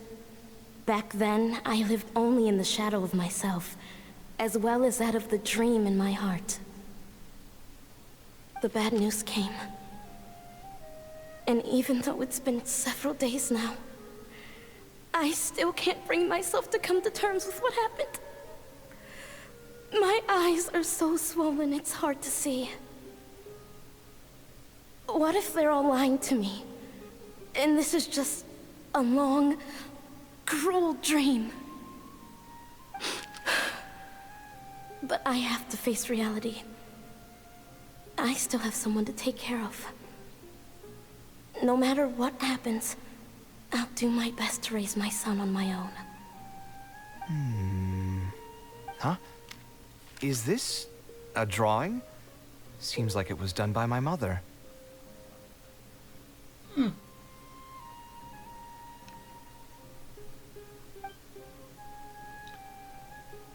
This blonde man was probably my father, but who are the other people in the picture?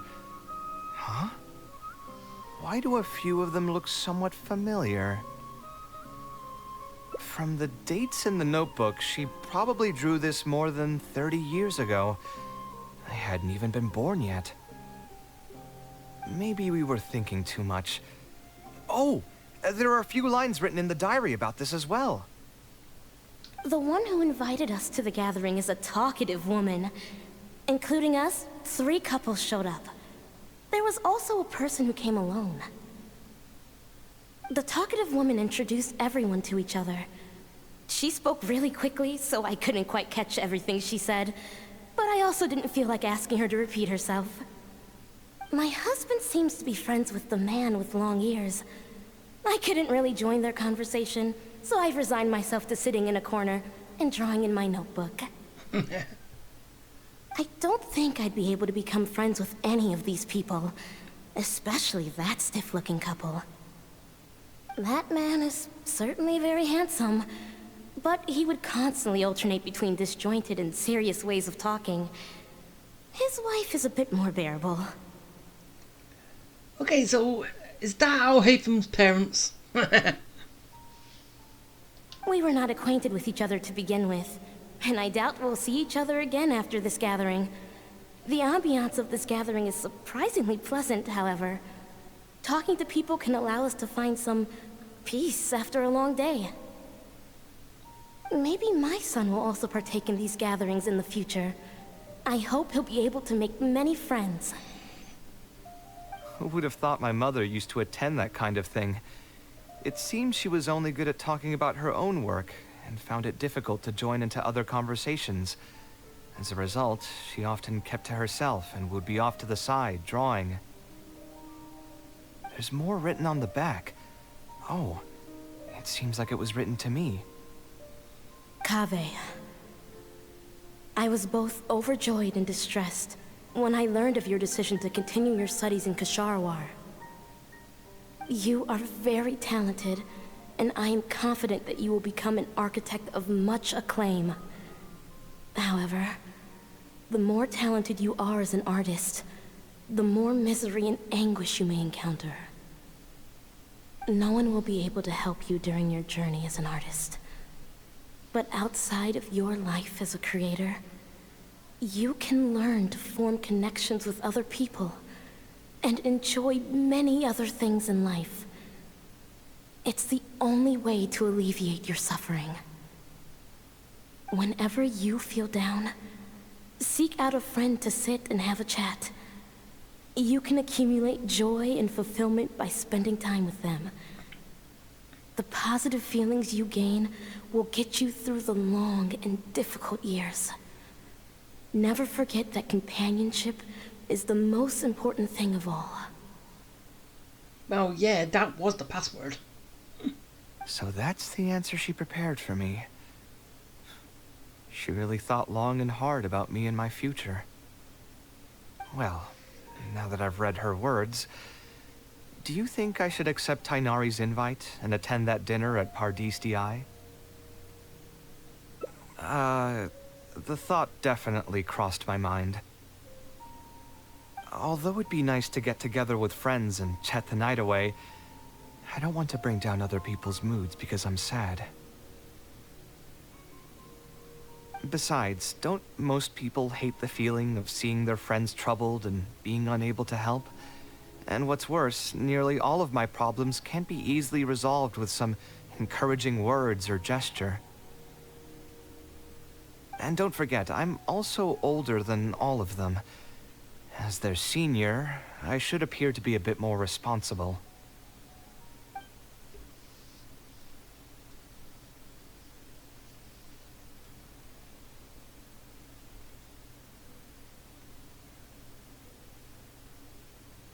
You're not wrong, but I keep feeling like I haven't really helped them much in return.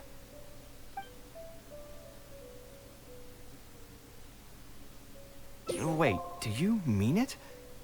You're not making fun of me, are you? No. I've gotten so used to sarcasm that I can't tell what's genuinely a compliment anymore. Wait, by fun, did you mean...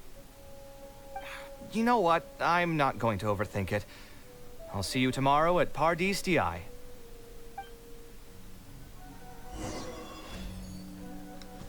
Okay, so we're actually going to it. Go wait till 4 o'clock tomorrow. Oh yeah, might as well pick these up too. Oh wait, no. No, it's just look at this. Ah, seriously. Alright, there, that's gone. As I say, I always get rid of every mark when I see it. If I can get rid of it.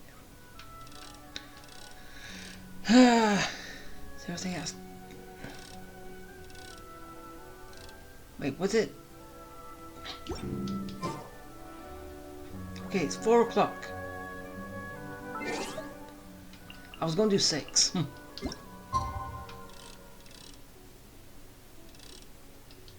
There. So much just waiting around doing nothing.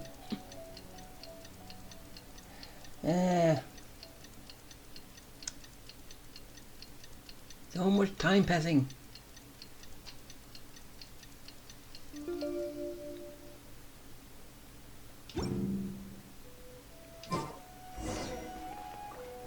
Alright. Now I'm going down here.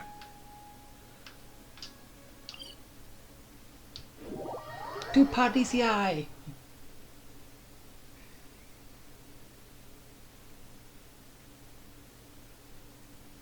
Wait, is Carcutter here too?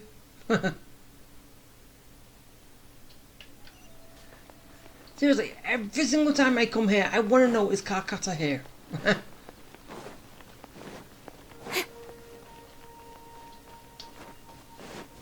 Let's go have a look. Carcutter.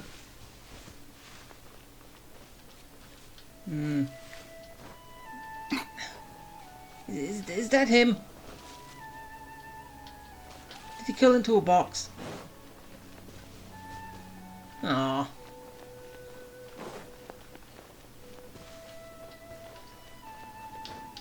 Right. Let's go meet everybody.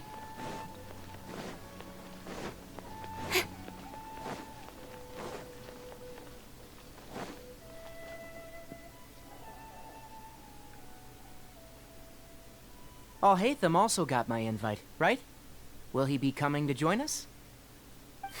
That guy? He's never been a fan of social gatherings. I wouldn't get my hopes up if I were you. Are you sure? All right then. I guess we won't wait for him. I like that. Are you sure? Because he's right there behind you. Yeah, let's go.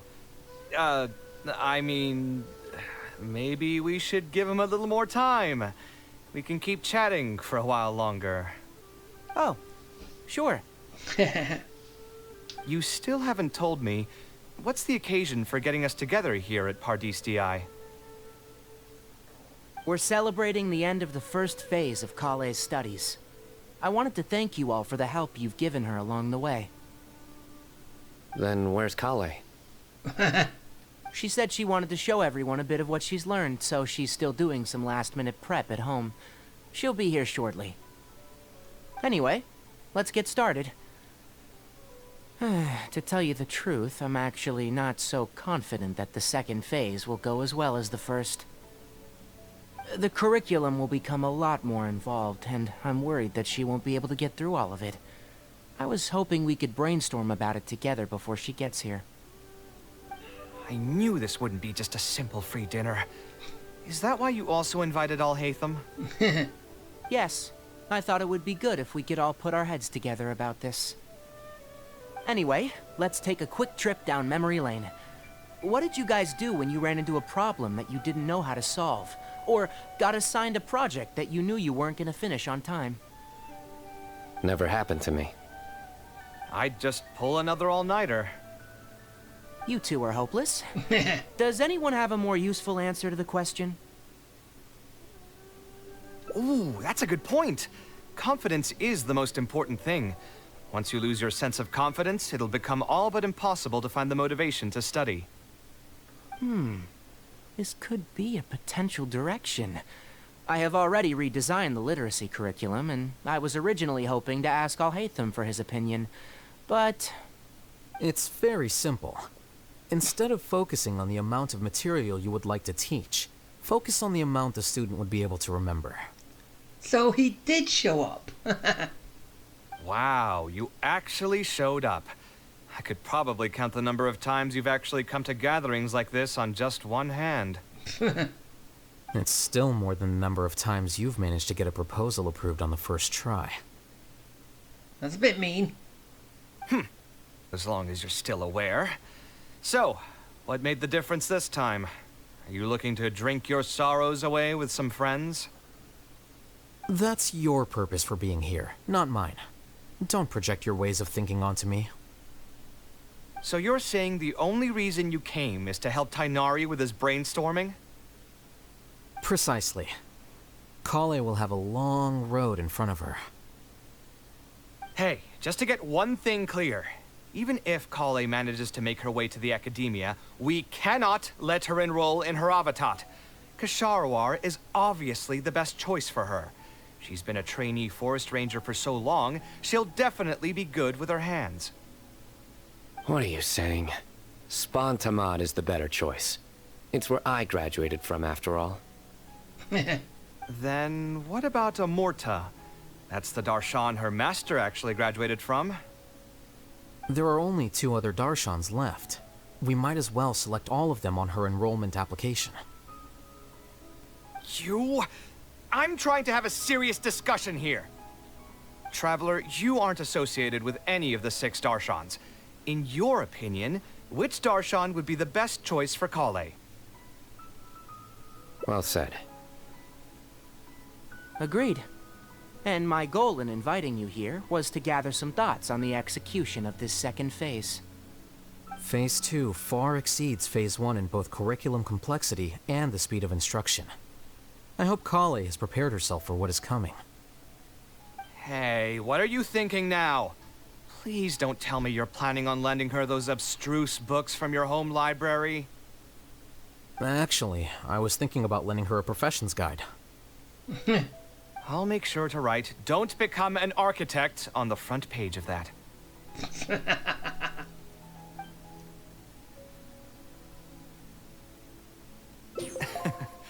You're right. I can't deny that. Is there another phase after Phase 2? What's the ultimate goal of all of this? Are we trying to prepare her for a job in the academia? We don't need to think that far ahead. Hold that thought, though. I think my vegetables are done. Didn't she say she wanted to be a forest ranger? So... I'm telling you, that client had no idea what he was talking about. No matter what I did, he had something bad to say about it. Have you considered finding another client? They're all the same. I haven't had a good night's sleep for months now. Who do they think they are, ordering me to alter my design over and over again just because they have some Mora? It's too late now to change careers. You might as well try to find some joy in the pain.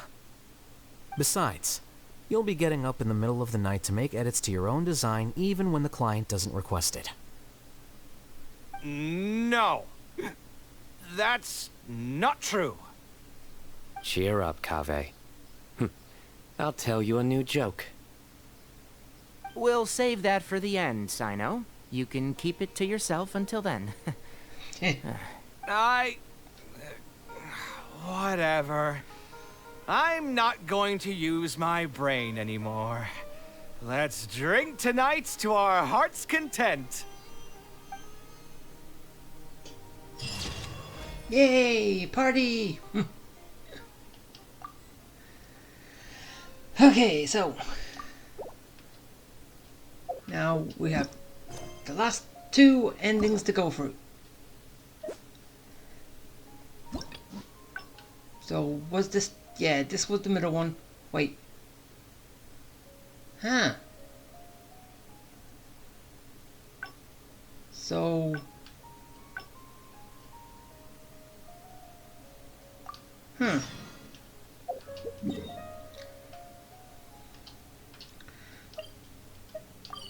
so there's 2 and now 1, or probably you go around and then come back to it.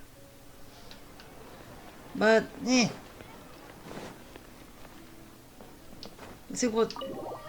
Let's see about going in the opposite direction to the last route and seeing where we go from there.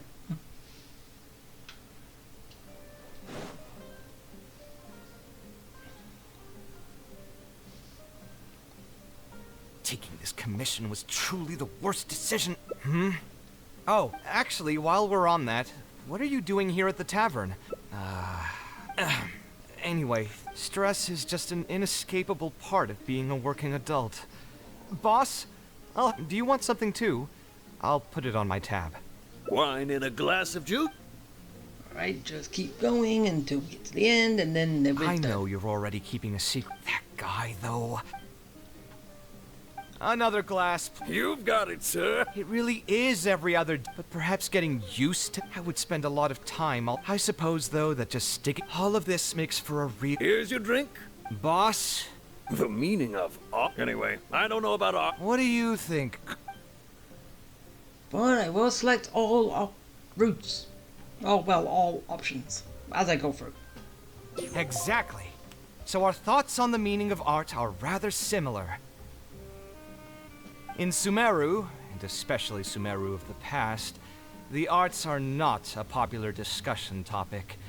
Trying to talk about the arts is basically the key to killing any conversation. It's too bad that I'm not in my best form today. Otherwise, we could have talked about this for a little longer. Well, you have been drinking.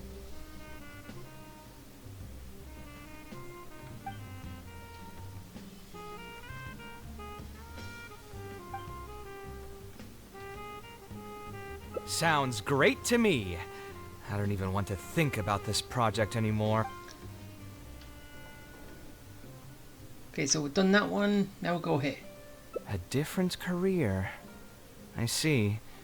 That's not a bad idea. I think I've heard a saying somewhere before. 80% of a working adult's woes are due to not having enough mora in the bank. It's just a saying, of course, but even I will admit that my life would be a lot better if I could make additional mora. And if I want to make mora, I should finish that ridiculous commission. But I really can't find it in me to go back and talk to him right now. Hold on. I just remembered that I used to have a senior classmate by the name of Alkami. If memory serves me right, he's no longer taking private commissions, but he's still doing pretty well for himself. Maybe I'll be able to get some advice from him. Yeah, I should get on this right away. No more wine for me today. I'll grab the bill and be on my way. Okay. Now it's time to follow Kaveh again. And then hopefully we can get to this one route, which is one ending, then we go to the last route and get the last ending in the branch path. Hope. You know, isn't it normally the top and bottom have two and the middle only has one? Isn't that normal? But I guess different this time. Whee! Or am I wrong? Basically, with each of these endings, you can only do them once anyway, so you kind of forget what goes on with them because you can't really go back to them, redo them, have a refresher course. But anyway. Ah, Kaveh, it's you! It's been a while. What have you been up to recently? Yeah, it's been a long time, Alkami. Things haven't changed much for me. I'm still taking private commissions for all kinds of projects. I heard that you were the genius behind the Palace of Alcazazare. I bet you're all set for Mora after a project of that size. Well, it's hard to make a profit from every project, you know. hard to make a profit. You've got to be joking. I've never met an architect who didn't make a profit from a project. Unless the client fled before they paid the commission fee in full. But that doesn't sound right either. Doesn't Dory have a pretty decent reputation in our local business circles? I don't think she's ever been involved in any kind of big scandal. Well, about that. I mean, it was complicated. I understand. Either way, doing one project after another sure gets exhausting over the years, huh? I've been there, so I can feel your pain. I mean, I obviously never had your reputation to live up to. That must have been stressful. But I'm sure we've faced all the same problems. Trying to keep your client in a good mood while you're trying to stop them from micromanaging things they don't know the first thing about. I don't miss it. Thankfully, that's all behind me now. Not exactly. My work is still closely related to architecture. Judging from the look on your face, you're still strapped for Mora. That's quite unfortunate. You're the most artistically gifted graduate the Ksharawar Darshan has seen in decades. But it looks like you still have a lot to learn in terms of making Mora. With that said, us Ksharawar grads should still look out for each other. What if I told you about an idea that'll absolve you of all your Mora troubles going forward? Are you serious? But something like that has got to be some kind of top-level business secret. Are you sure you can just share something like that with me? Besides, I don't want to just take something like that without offering anything in return. I still have a little Mora. Or is there something that I can help you with? Oh, you're too kind. This is just a simple tip. Even if I didn't bring it up, I'm sure you'd hear it from the others sooner or later. The idea is this. I recently opened up a training center with the goal of educating people in architecture design. Compared to the classes taught by those old fossils at the academia, my classes are more condensed and streamlined and will allow people to quickly get their foot in the door. Unlike the academia, I won't turn down anyone who's interested, rich or poor. As long as someone wishes to learn more about architecture, I'll accept them into my training center. It just so happens that I'm still looking for a few more instructors. So, what do you say? Interested in coming over to give a few lectures? Regardless of the pay, I can already guarantee that it'll be far more comfortable than working on random people's private commissions. Ah, so you want me to join you as an instructor? That does sound like something I'd be able to do. It sounds like a pretty stable job, too. What do you think, Traveler?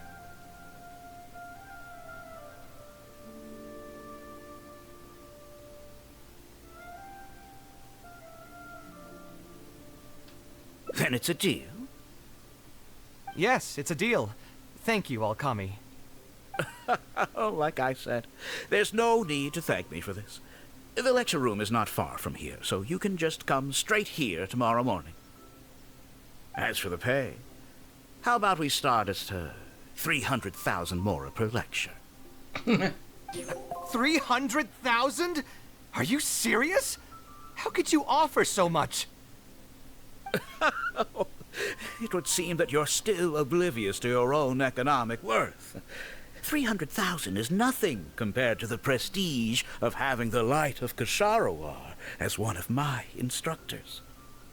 300,000 is also just the base rate. Just trust me on this. The longer you stick with me, the more you'll come to understand your true value in the market. I have to go make some preparations now. See you tomorrow. I was never particularly close with Alkami when we were in school. Who would have thought that he'd be so nice and friendly?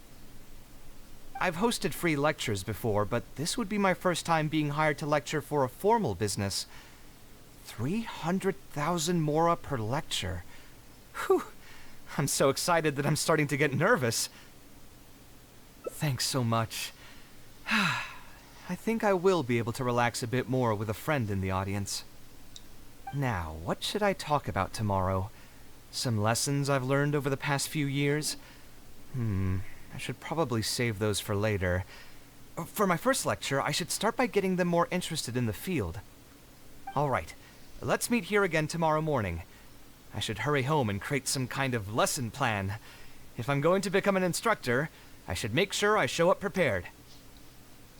Yeah. That's always rule one. Prepare yourself and don't look back.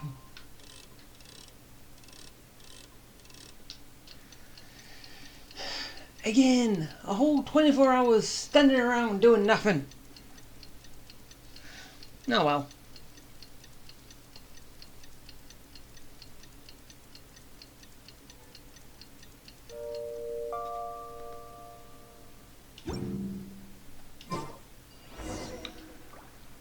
Okay, where are we going?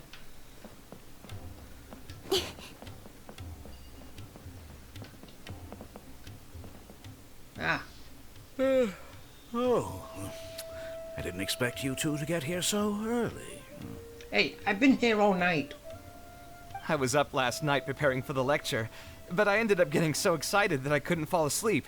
Here, I've prepared a lesson plan. Do you want to take a look? Lesson plan? I must commend you for your dedication.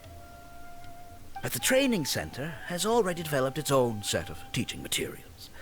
Instead of using your own plan, you can just use what we have here. Of course, you're always welcome to work in some of your own content to add some fun and flavor. Sure, be my guest.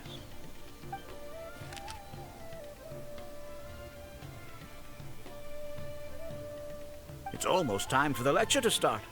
Feel free to head in and start the class whenever you're ready. Huh. So you've already developed your own set of teaching materials. Seems like I won't need the stuff I've prepared after all. Anyway, shouldn't be a problem. I'll just go ahead and use your materials. So then basically what's the point bringing them lectures? You could just bring in some random people off the street and just go, here you go, tell you all the stuff and there you go, that's the lesson done. There's something else I want to ask though. This isn't going to be a large class, is it? No need to stress. There are only 20 people in this class. 20? There are 14 classes at my training center. Out of all of them, the first class has the best grades, so I've directed them to you. We'll see how well they take to your lectures. 20 people, huh? Alright, I think I can handle that. Oh, and one last thing.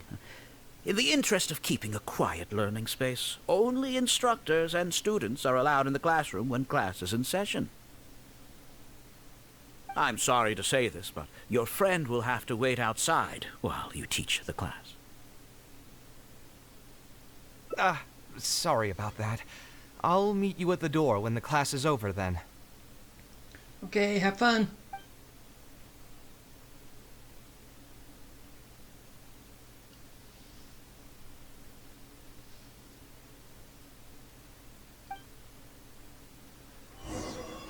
Okay, so I think there's something going on. Hey there. Can I help you? Oh, Okami? You mean that rich guy who's been making quite the name for himself? Yeah, he commissioned a set of furniture from me a while back. Paid a great deal of mora for it, too. I heard he earned a fortune working as a renowned architect. Now he's opened a training center so others can follow in his footsteps. If the tuition wasn't sky high, I'd enroll my child in a heartbeat. Architecture really sounds like a lucrative profession. Hey, I thought you was accepting anyone, rich or poor.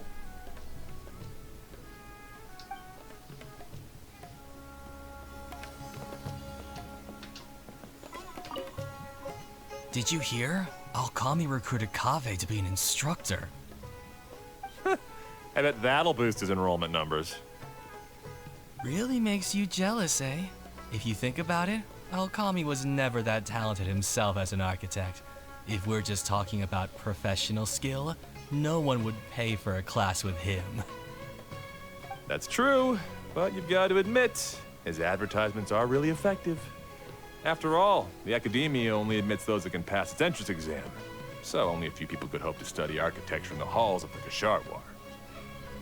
For those who can't pass the exam, or who just want to jump straight into the industry, the training center is the best bang for the Mora. Man, to have that kind of business acumen.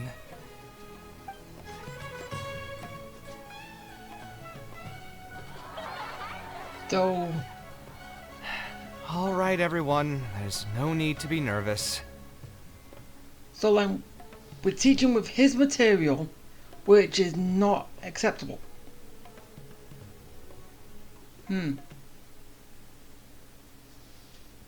Class is over, so we can just chat for a bit. I shouldn't have lost my temper during the lecture.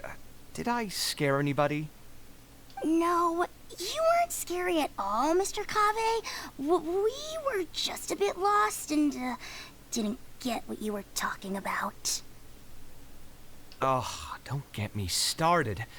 I was trying to use Alkami's materials, so I flipped through some pages and gave them a closer look. The more I read, the more upset I became. Alkami may fool an amateur, but he can't fool anyone who's active in our profession. The materials he made are completely useless for teaching real architecture.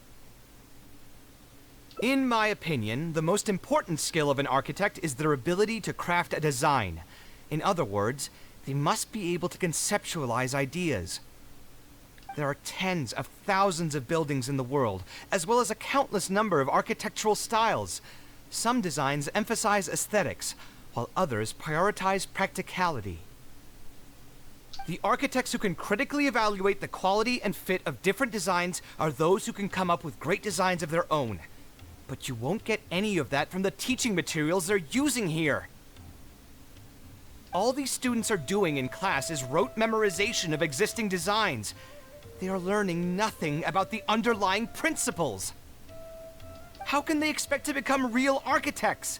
When they're done with this class, all they'll become are dilettantes with a pitiful smattering of architectural knowledge. But Mr. Kaveh, we didn't really understand anything you said after you threw away the materials either. What's the big deal anyway? It's not like we're looking to make some works of art. We just want to make some Mora. You're studying architecture to make Mora? Yeah. Why else would we be studying here? My biggest dream is to become someone like Mr. Alkami. Once I finally make my fortune in architecture, I'll be able to buy anything I like. Huh.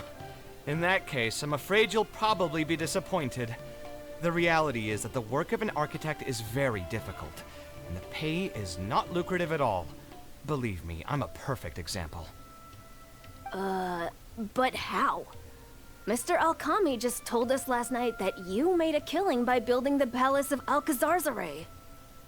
He also said that as long as we graduate from his class, waves upon waves of people will reach out to us with private commissions, and we can just sit back and wait for Mora to fill up our pockets.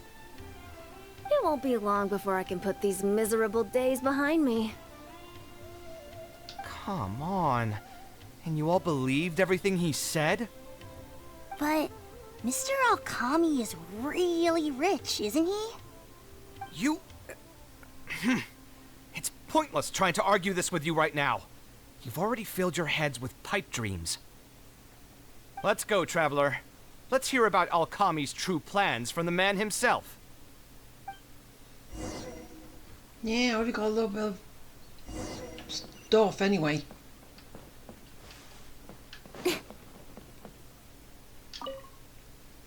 What's wrong, Kaveh? You look quite flustered. Did one of my students offend you? No, your lesson plan did. Were the students not astute enough for your liking? I must implore you to go a bit easier on them. After all, they're nothing like the genius scholars you're used to dealing with at the academia. We don't need to strive for perfect understanding. As long as some knowledge has been passed on, that's good enough. Yeah, I'm mad at them. But I'm even more upset that you're scamming people under the guise of teaching them about architecture. The students are all here hoping for a quick way to make money, but we both know that an architect's life is hard and exhausting. Just a little while ago, I was toiling over the 6th draft of a design for a client. If your client is unhappy, you can't break ground, and the longer a project goes, the longer it takes for you to get paid in full. What's worse, if your client disappears in the middle of a project, good luck getting anything from them ever again. You know all of this just as well as I do. Why lie to them? Look, Kaveh, you may be the light of Ksharawar, but like I said, you still have a lot to learn about making Mora. So you're the dark side if he's the light side. You may deny it all you want, but it's a fact that in today's Sumeru, architecture is a terrible profession. Our clients care very little for the effort we pour into our designs. Instead of appreciating us, they spend all their time nitpicking details and demanding changes, often forcing all kinds of ridiculous ideas onto us. I suppose that's more or less true. Go on. Why should we cling on to a profession that's difficult and unrewarding? If the field is dying, then a person who still wants to make a good living will just have to change their strategy. If it's near impossible to make money as an architect, then why not just establish a training center and train other people to become architects in our stead? Wait, how does that make any sense? Aren't you just leading them into the same trap? We are already stuck, my friend. The more people we can lead into this pit and stack as padding beneath our feet, the more comfortable our lives will be. That's right. Making money as an architect is a slow and agonizing process. In comparison, earning tuition from a training center is far easier. None of the students will ever know, however. In their eyes, all of my income was earned during my years as an architect. It's easy for them to fall for my promise. After all, everyone wants to live the dream of being the person who can spend millions without batting an eye. The more students I get, the more money I earn. And the more real that dream becomes. And then what? Once they graduate, they'll still find out the truth about architecture and struggle to stay afloat amid all the problems we already talked about. When that happens, your facade will pop like a soap bubble. No one will believe you anymore. Ah, but that's just one way to look at the problem. No two people have the same amount of talent. Even if they fail to strike gold in the future, you can't say that it's my fault and mine alone. Oh, and also, I never actually promised that they would achieve financial freedom as long as they become architects. All I did was nudge them towards that belief. I'm not even scared if they do come back and stir up trouble. My training center has all the required permits and certifications. Even the Dendro Archon herself couldn't find fault in any part of my business. Shall we get Nahina on this? How can you sleep at night knowing that you're doing all this? Tell me, is your heart carved out of brick and stone? Why can't you just say it's black as night? I can't believe that I once saw you as a decent human being. I am beyond disappointed in you.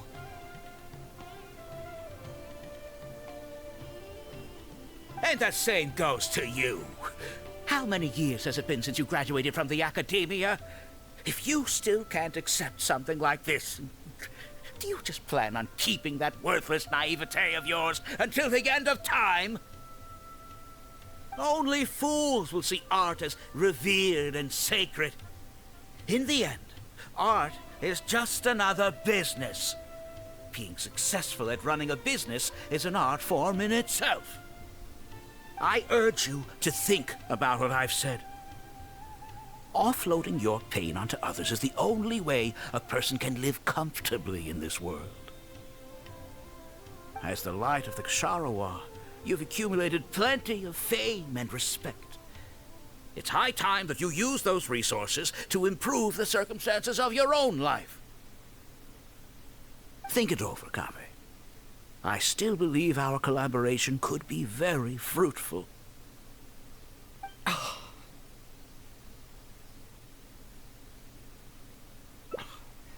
so mad, I feel a headache coming on. There's nothing more I can say to him. I'll resign from my position as instructor. Of course, I'm sure you've realized that as long as I remained at this center, he would be able to use my name to advertise this place. Even if I just sit back and do nothing, others will be deceived and suffer because of me. He is right about one thing, though. These kinds of training centers are everywhere. And even if the academia was to find out about it, it's unlikely that they would take any real action against it. The most that they could accuse him of is false advertising. And even that would be hard to prove. Oh? Did you notice something else?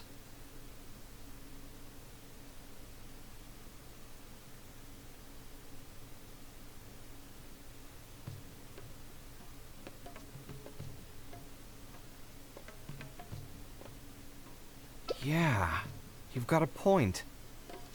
The rate he gave me was 300,000 mora per lecture. That probably came out of the students' tuition. And who knows just how much he's been charging the students for attending his classes. If you're gambling everything on making it rich as an architect, are you really going to have the mora to pay for that kind of tuition? Right. We should hurry. The students didn't believe a word I was telling them. They're still daydreaming about making millions. We're never going to get any information from them again if we let Alkami talk to them first. Let's move now before he's had the chance to react. Quick, run!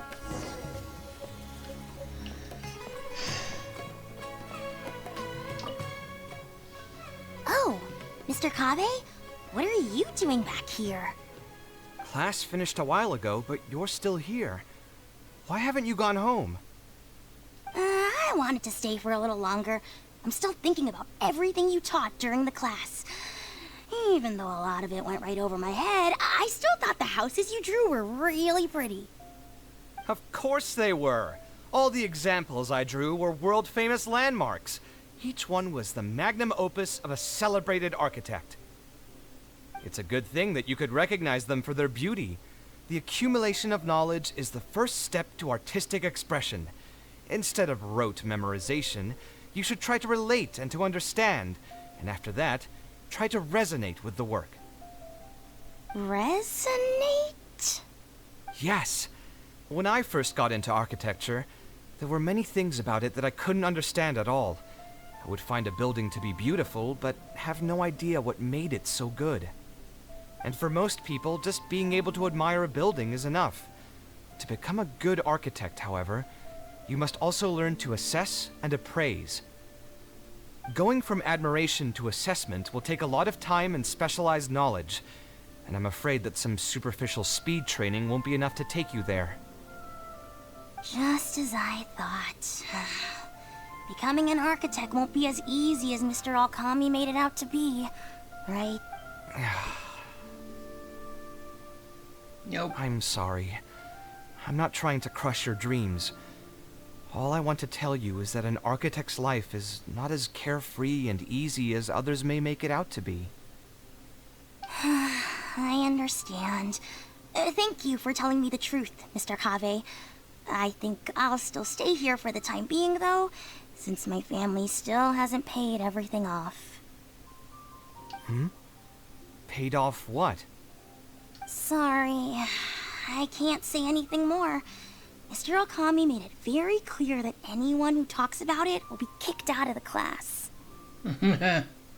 Don't listen to him. I am the most famous architect in Sumeru. If he kicks you out, then I'll just take you in instead.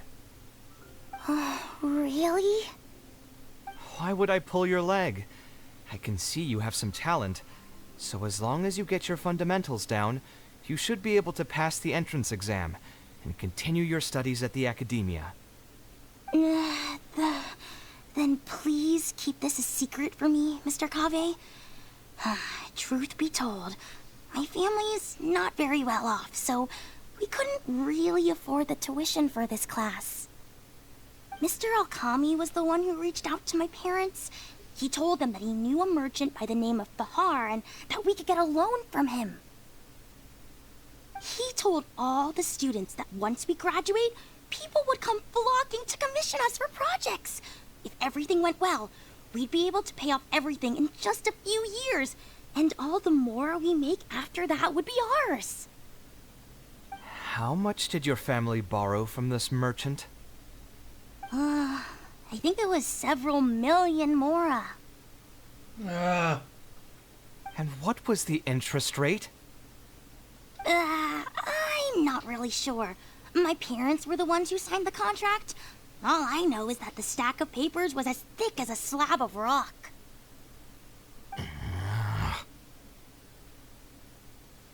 Yeah, I have a bad feeling too. Something about the whole thing feels dastardly familiar. It's a scheme. We need to find that merchant to confirm. But if we were to confront him right now, there's no way he'd admit to anything. Good idea. Hey, tell me, do you know where we'd be able to find this merchant? We last saw him on the north shore of Port Ormos. Who knows if he's still in that area, though. Well, it'd still be worth taking a look. Architecture... No. The arts shouldn't be used as bait for a scam. We need to do something before the students' lives are ruined even further. Okay, now should we get the mantra involved? Or basically when we've got to the bottom of this.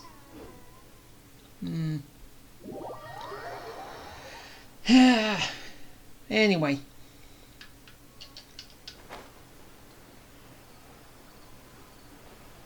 Is he trying to flee on boat? Looks like it. Gotta stop him.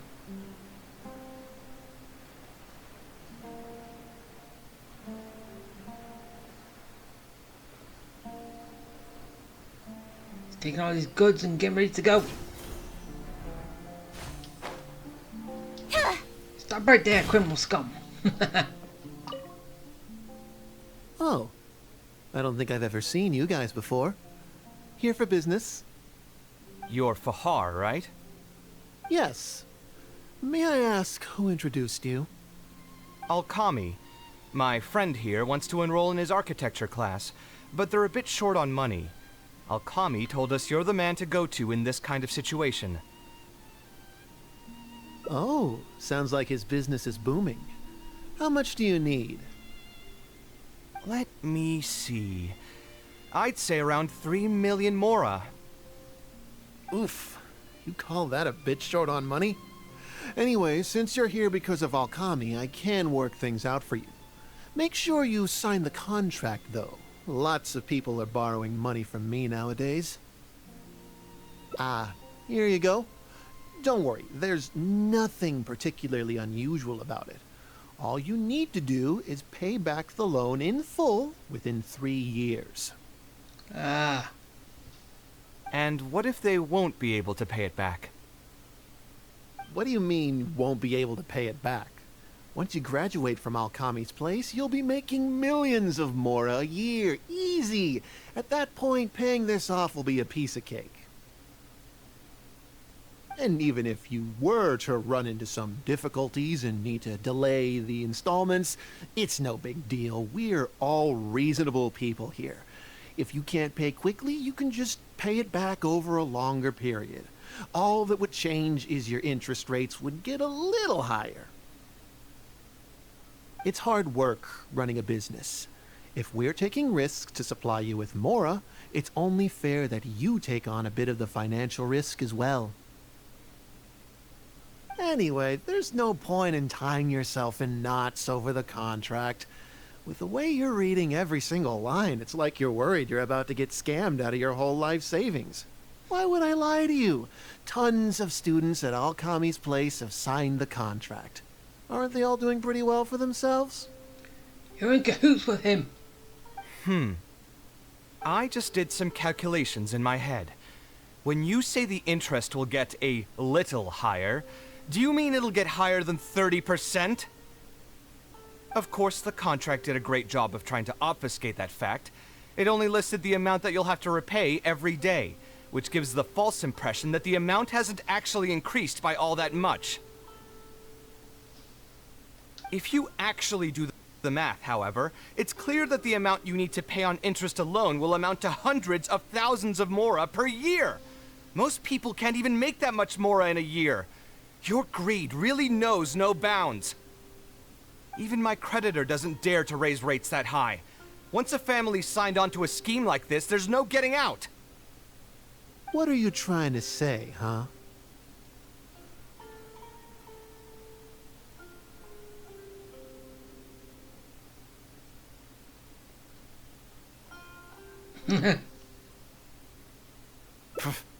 I figured something was off when two well-dressed people came looking for a loan. Think you got the better of me? Yes. Too many people are sticking their noses where they don't belong these days. Luckily for me, though, this is a pretty secluded spot. Hey, come out and teach these guys a lesson! Oh. Eremites? I've already fought off more than my fair share of them when I was working in the desert. There are only a few of them, so they shouldn't pose much of a threat. Marak, you're up!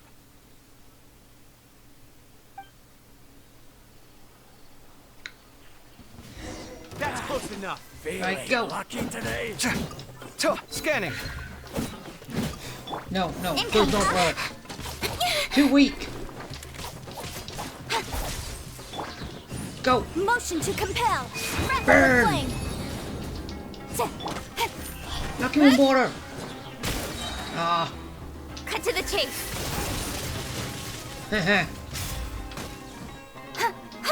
Get him. And Hey! He did. Who are you and what do you want? I don't think we've done anything to hurt or offend you. So why go this far to destroy my livelihood? Debt has the power to upend your whole life. I know very well just how miserable living in debt can be. But my debts are the culmination of many different factors, and my interest rate is still somewhat reasonable. As long as I continue to work with my situation in mind, my debts will eventually be paid off.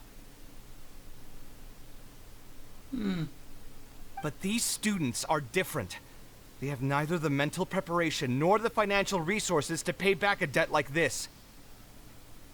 You sold the dreams of becoming an architect to the students as bait, urging them to take on insurmountable amounts of debt to satisfy your greed. Ha! Everyone knows there's no such thing as a free lunch. It's their own fault for falling into the trap. And if we're going to talk about greed, aren't those students the ones who are blinded by it? They completely ignore the risk that's right there in front of them. Ha! And here comes the silver tongue.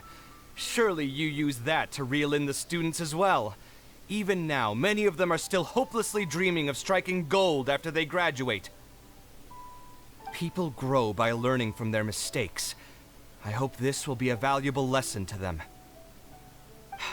Let's head back to the academia and turn this guy over to the Matra. They should be able to link him with Alkami's business. Yeah, let's do it. Shut down this little scheme.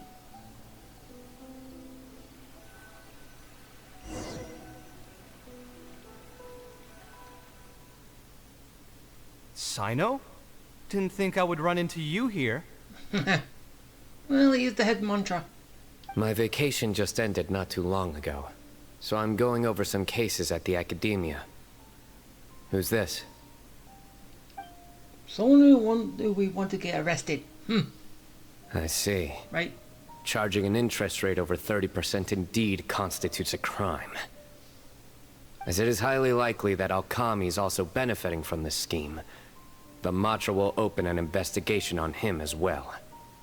The training center will be closed until further notice.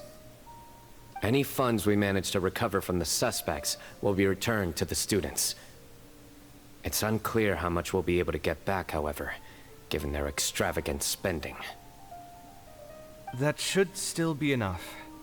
Once the students realize the error of their ways, they won't fall so easily for such traps in the future. Anyway, thank you for your help. I hope this won't be too much trouble for you. It's no trouble. Just another day at work. How did you two get tangled up in this anyway? Did you accept any Mora from him? Yes, but then he refused it. He promised to pay me 300,000 Mora per lecture, but I resigned as soon as I finished the first session. I didn't take a single coin. Ah, that's good. What do you mean, that's good? Would you have taken me into custody as well if I had actually accepted any Mora? Well, yes, because you would have been a part of it. I wouldn't have gone that far. But, had he insisted that you were also an active participant in his schemes, under our rules, we would have been required to open an investigation on you as well.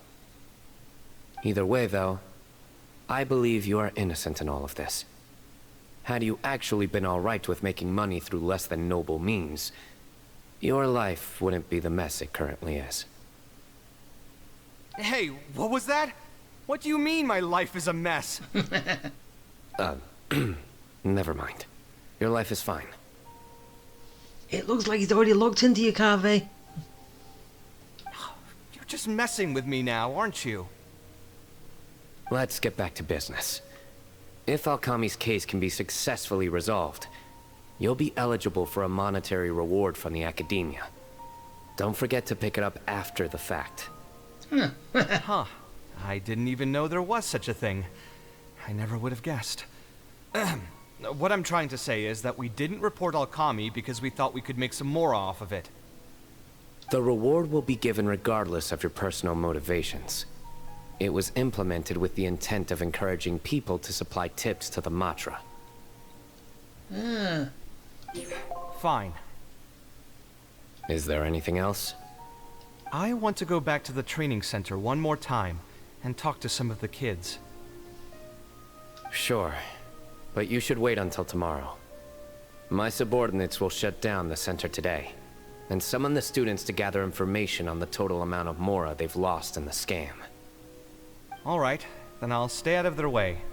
I can talk to the kids tomorrow. I have a few other things to take care of, so I'll be off for now. If you want to follow up on this case, just come find me again. Or ask one of the Matra. That should finally be the end of that. Oh, who would have thought it would turn out like this? All I wanted was to find a new gig and earn some Mora. To think Alchemy would sink this low, it still makes me really upset. Still, I think I feel a little better now than when you found me back at the tavern. It's a little ironic, but you could say it's because I've realized that there are many circumstances in the world that are even worse than my own. Now that I've seen such things firsthand, I suppose I've earned a new sense of appreciation for my life. How should I put it? I'm pretty stubborn when it comes to my profession, so I often argue with my clients. The arguments are usually extremely frustrating, and every once in a while I'd wonder if I only became an architect because fate wanted me to pay for some sins I'd committed in a previous life. Alchemy's suggestion would have allowed me to quit my life as an architect and earn money solely from my reputation. But now that I've experienced that for myself, I can confidently say that I'd never want to do it again. Every scholar has their own sense of pride and a line that they don't like to cross. Of course, when faced with the vicissitudes of life, some will surrender these things to seek a more comfortable life. I can understand that. Just speaking for myself, though, I don't think that's something I'd ever be able to do. The voice in my heart would just keep repeating one thing. The moment I turn away from my dreams would be the moment my career ends. If I stopped devoting everything to my creative activities, I'd be able to lead a more comfortable life, but at the same time, my sense of intuition and understanding for the arts would also begin to degrade. At that point, any materialistic ease I may have gained in life would just become another form of torment. In comparison, my current life comes with its share of difficulties, but at least I'd never have to deal with that kind of existential reckoning. I appreciate it. You may call me conceited for this, but I would also like to think I'm talented enough to be able to lead a decent life without compromising my pride.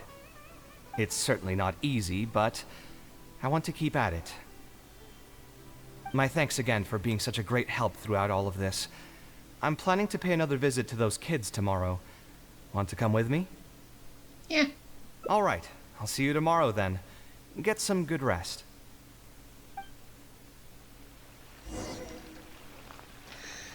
Okay, gotta wait till 8 o'clock tomorrow. How many times have I been... Oh, I'm so lucky. I do not have to wait a whole 24 hours.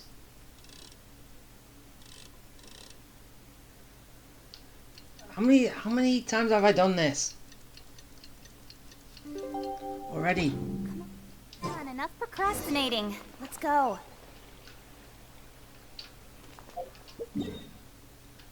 Right, all the way down here. Dude, talk to the kids. And end this little hangout with. Well, this route, we've still got one more left.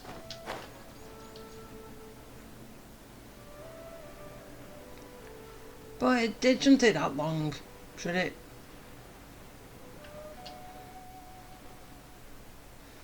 Okay, and bump away. I'm here. I never would have guessed Mr. Okami was a scammer. The training center has been shut down, and the Madra have promised to return some of our tuition. But we've already spent so much time on this class. What should we do next? Mr. Kaveh said we can keep working on our fundamentals and try to get into the academia. Ha! Easier said than done.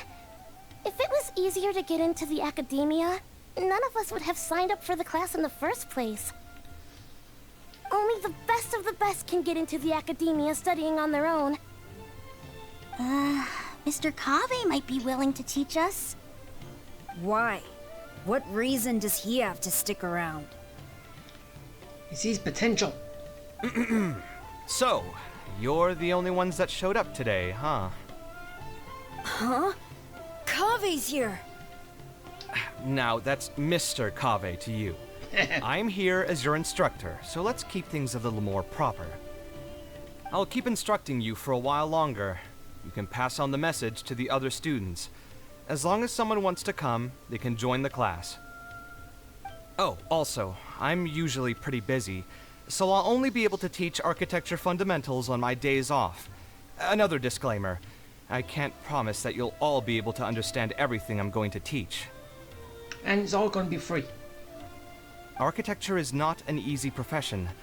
Aesthetics aside, even the basics of safe design can already be a handful for most people.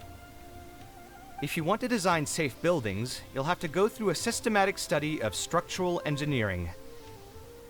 And just as a heads up, all of this will be a huge step up from the superficial stuff you were learning before. It'll take both talent and perseverance to get through the course. I don't want to hear anyone say that I didn't warn you. We'll try our best. It seems some of you are really serious about this after all. All right, everyone, pack your stuff up. No need to prepare much for today's class. We're going to go on a quick field trip. Field trip! You'll know once we get there. Come on, let's get going. We'll be off once everyone's grabbed their pencils and sketch pads. Field trip, field trip,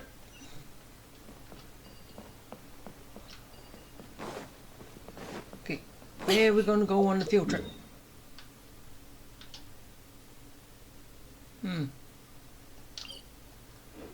Other side of port almost. Right. Jump!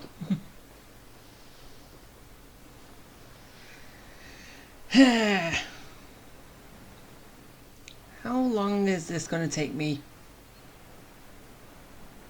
I've been going a good amount of time.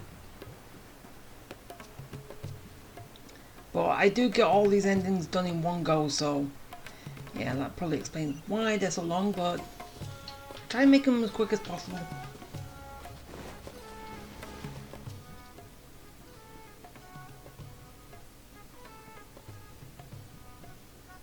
This lighthouse has been around for a long time, and I handled its renovations when I first graduated from the academia. The point of today is not so much about the lighthouse as a building, however. I just want you to take a look at it and do a bit of self-reflection. If you were tasked today with designing a building, how would you want it to look like? Don't think about how you'd actually go about building it for now. Just put your ideas to paper and draw the prettiest building that comes to your mind. So, it can be, any kind of building? Yep, as long as you think it'd look good. It doesn't even necessarily have to be a building. If you want, you can draw trees, the ocean, or even a garden area. Draw whatever you'd like. In my experience, it's best to approach the study of architecture from a point of personal interest, rather than for the sake of a career. Both the study and practice of architectural design are extremely difficult. A person who's forced to work on projects that they don't resonate with will only struggle and suffer. So at least for today, I hope the students will be able to create something that they enjoy. There's no need to think about it too hard. They'll have plenty of time in the future to revisit the design and make changes. What do you think? Want to try your hand at it as well? Don't forget that this is a free class from Mr. Kaveh, the Light of the Kasharawar. On a normal day, this would cost you 300,000 mora.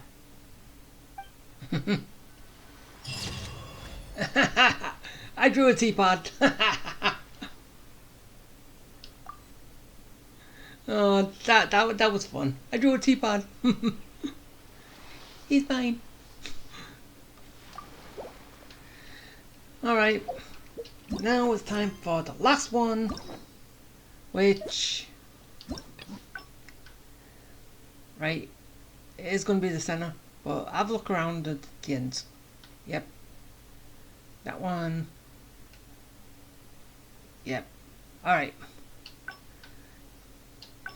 Nope. Alright. Go from here and then we take roots that we haven't taken yet.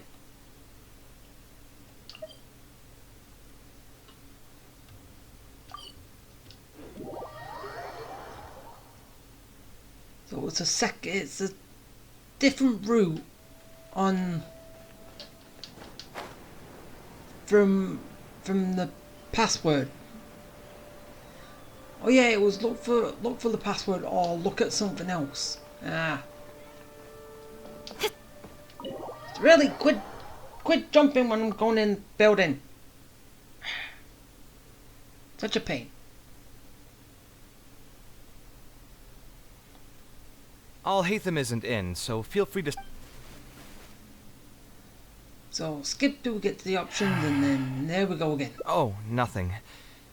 I just didn't realize how much time had passed. I'm happy for her. Anyway, right. Enough about that. Let's see what I packed into this box. What are all these things? Oh, obviously I wouldn't call... Now that I've said that out loud, I suppose I do have some level of artistic talent, right? Criticism and self-doubt have always been a part of the artistic process. Without criticism, there can be no improvement. I admit that I may have spent a little too long questioning my... Okay, anyway, so that's nothing. My building block. Oh, I was super proud of myself. Unfortunately, it was only a few days later that my mother took me with her. She didn't scold me about it and... Let's see, is there anything else left in this box? Huh. What was... this is my mother's notebook. When I was a child, I used to be... Huh. Wonder why she... If only I could. Hey, it's not a matter of time. Who knows? Maybe this time something will click in my head. I could tell what you were thinking. Don't worry, I tried all the easy guesses a long time ago. I've tried my name. I've even tried stuff like love. I wouldn't try that route again. Yeah, too bad you didn't I have a hunch choose that it won't be that companionship. simple. Also, if she... Yeah, you're right. Although I was hoping to find some words of wisdom from my mother, if I stop and think about it, her words may not be the advice that I need to hear right at this moment. Everyone's life journey is different. Traveler, you've visited many lands and met many people, so I'm sure you've run into situations where some advice wasn't exactly suitable for the situation at hand. I just got an idea though.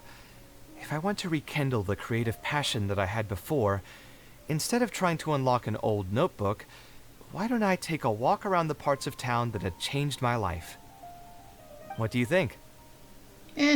Sounds good. I'm glad you agree. Then let's start by taking a quick stroll around the academia.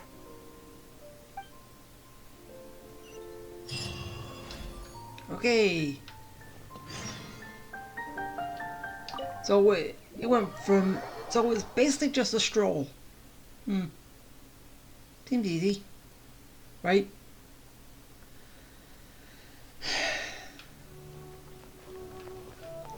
Okay, so my first place is going to be up here.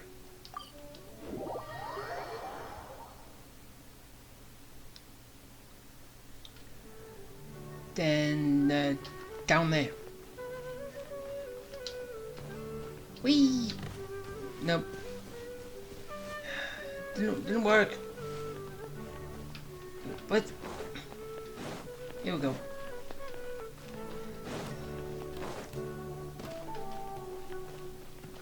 Right, down I go. Really, how far is it down?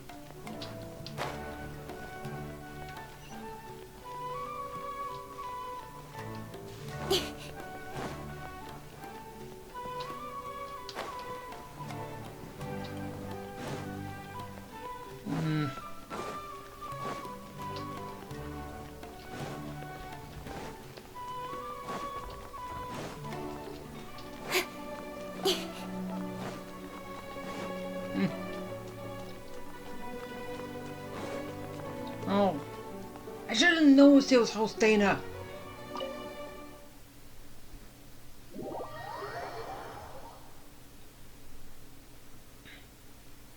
I should have just looked at the side, not just tried to guess.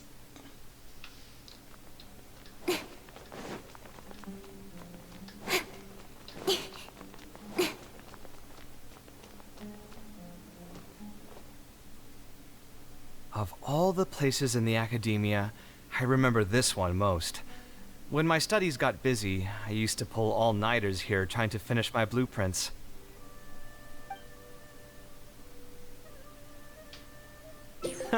Who doesn't miss their time at the academia? Life was a lot simpler then, and we all had far less troubles. I created many designs that I thought were beautiful in the House of Dana. I drew whatever came to mind, since I didn't have to care about budget constraints or turning them into reality. If I had to give a reason, it'd probably be because I like the ambiance here. The academia also had a rule that allowed scholars to annotate any physical books they came across. As a result, the books here are chock full of scholars' wisdom across many generations.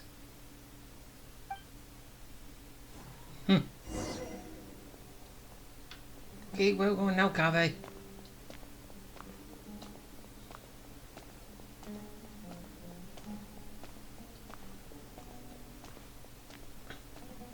So quiet. I know it's a library, but still.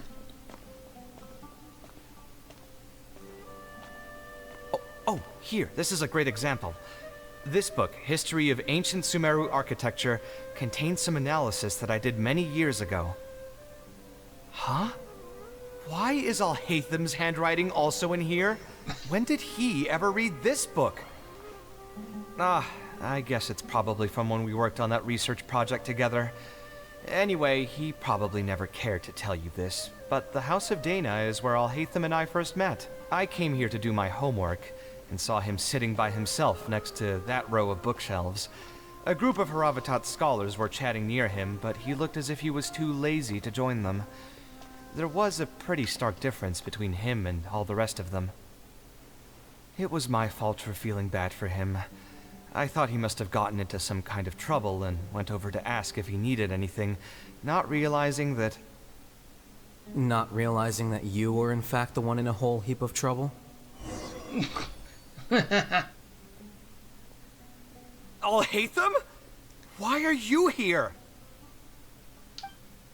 The House of Dana is a public space. Anyone can come here, no? But shouldn't you be at the records room at this hour? You're not here to watch me make a fool of myself, are you? You think I would derive amusement from watching you fall into depression over your life's various troubles? If that's the case, then I suppose I must have been entertaining myself for years. I came here to pick up a few files. If your voice hadn't managed to get through my soundproof earpieces, I probably wouldn't have noticed you. Really? Soundproof? All right. I admit I was probably overreacting just now.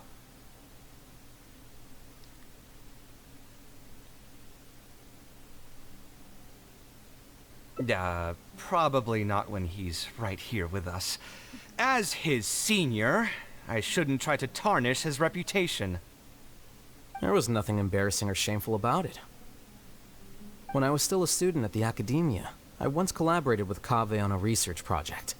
A collaboration is usually beneficial for all parties, but due to issues with our personalities, we ended up going our separate ways before completing the project. We had a number of differences, and they remain unresolved even today. But there's no point going into that right now. Yeah. The more important question is, why are you at the House of Dana? As a senior scholar, isn't it my responsibility to offer my friend a quick tour and explanation of the Academia's architecture? I see. Then let me guess. Your next stop will be the pavilions around Razan Garden? Our famed architect sure loves showing off that corner to all his friends. Oh, and Kaveh, a lot of the books you annotated have been moved to the innermost section of that bookshelf over there. You'll have to dig them out yourself if you need to find them. Huh? But why would you know that? Don't tell me you finally had an epiphany and realized that there's great virtue in respecting your elder's work. No, he probably the one who moved them. Sure, if that will give you some self-confidence. Leave any words of thanks you may have to the ex-Grand Conservator. The last time he was here, he was complaining that he had received reports from current students. The main grievance being that the annotations are too long and difficult to read. As a result, the books you annotated have been moved to the back shelves. What? But all of my annotations were extremely important. Instead of reporting me, they should have been thanking me for my service.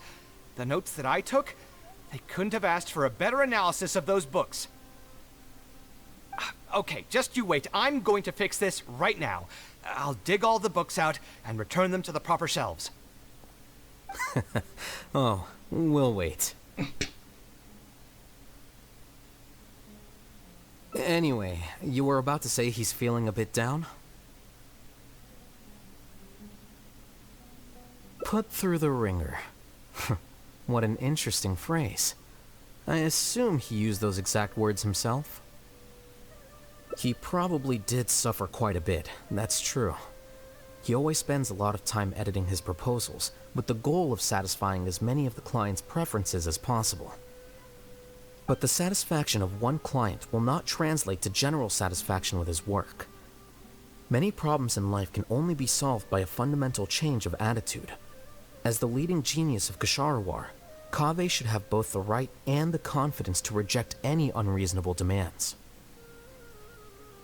There are plenty of architects in Sumeru who are inferior to him in skill, yet far more irascible in temperament. What's more, there are plenty of people who look up to such individuals as paragons of staying true to one's principles. Clearly, his predicament is inevitable, since he holds other people's feelings as more important than his own. Of course, each person is different, and we should respect the paths that they have chosen for themselves. Admonitions will serve no purpose. People tend to succumb to familiar pitfalls, and this is especially true for those who believe it's their duty to carry more burdens on their shoulders.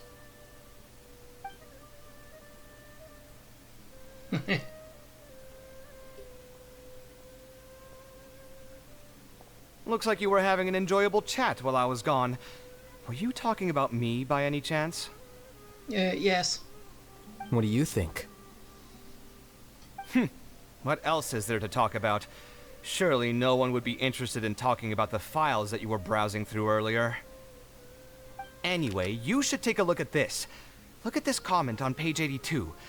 Dear Kaveh, thank you so much for annotating this book in such detail. It was a great help to me. See that? Now that's how a student should treat their seniors. And it looks like you're already in a much better mood now. It really doesn't take much to make you happy, huh? Me happy? I'm mocking that retired blockhead for being so full of himself. He understands nothing about the true beauty of architecture. When I can find some time, I'll have a serious talk with him about making sure these books are put where they belong. Why don't you just move all the books yourself? It's not like he hasn't cursed you out before. What was that nickname he gave you while you were in the academia? The Urchin of Kasharawar? Wait, what? Kaveh had a habit of scribbling and writing in all kinds of books. Hey! You didn't need to bring that up. At least not when I'm still standing here. Oh, actually, I also found a really old sketch in one of the books over there. See? Doesn't it remind you of something?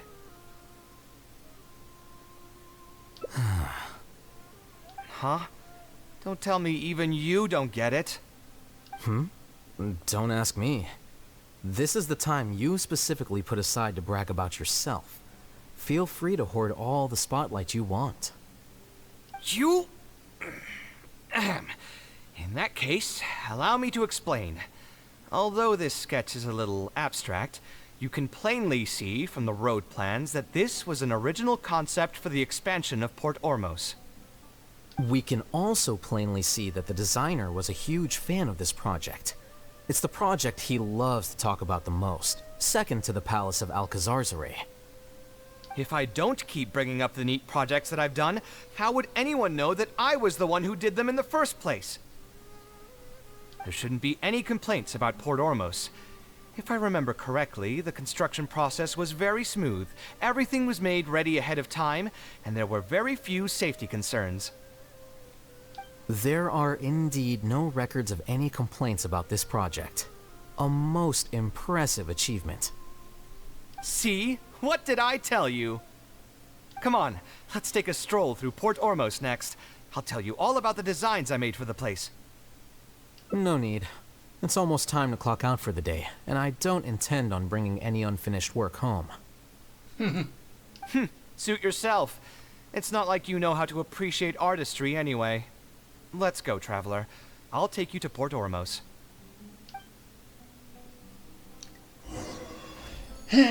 Okay, to Port Ormos. Yeah, I'm still wondering how you two became what you are, because you butt heads too much.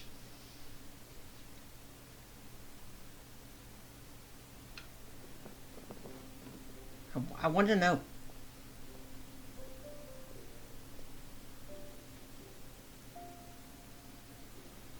Port Ormos.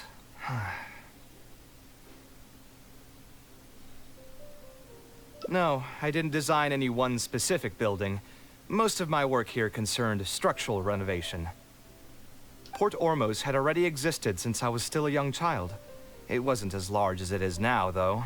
It only came to its current size after a sizable expansion. I was part of that project. The arch bridge over there, for example. That was one of my designs. When I was first tasked with the project, I decided to reference the growth patterns of nearby trees to split Port Ormos into 2 levels. My goal was to improve the overall utilization of space. We ran into a lot of issues during construction, but thankfully, we were still able to achieve the original vision. Residents can now behold all the ships entering and leaving the harbor from the vantage point of the bridge, while visitors can recognize the site of Port Ormos from a long ways away. I was still young and new to the trade back then. I could hardly believe that an idea in my head could become reality and remain in the world for many years to come. The true cornerstone of the creative process. The point about the design that will be ultimately used to judge its true worth. It was the first time that it became crystal clear in my mind. Once built, a building will continue to stand. Countless people will see it, and countless more will step inside it. Its final worth, whether it's good or bad, will be assessed by the countless generations of people that interact with the building during their lives.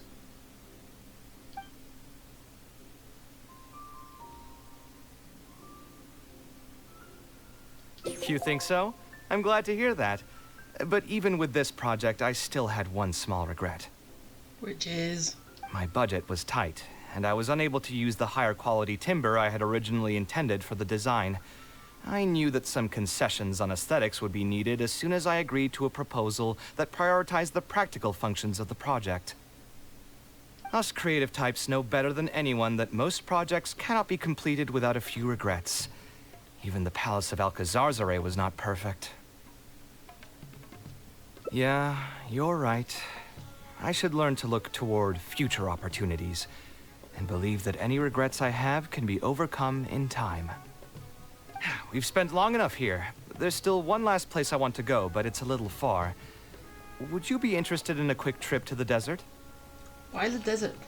Great. Most of my projects over the last few years have had something to do with the desert, partially because there's a special place there that I often visit. This is a rare opportunity, so why don't you come along and see it for yourself? If you ever feel down, maybe you'll be able to go there and feel better too. Yeah, I haven't got anything else to do. Okay, to the desert. Wait, we're going here? Huh.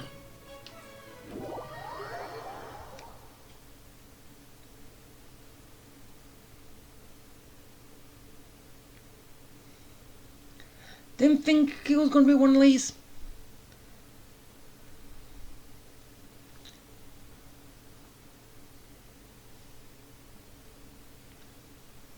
But then again, there hasn't many things about Who would built. have thought that so many primal constructs could have congregated here while I was gone? We won't be able to sit and talk peacefully with these guys around. Let's clear the area.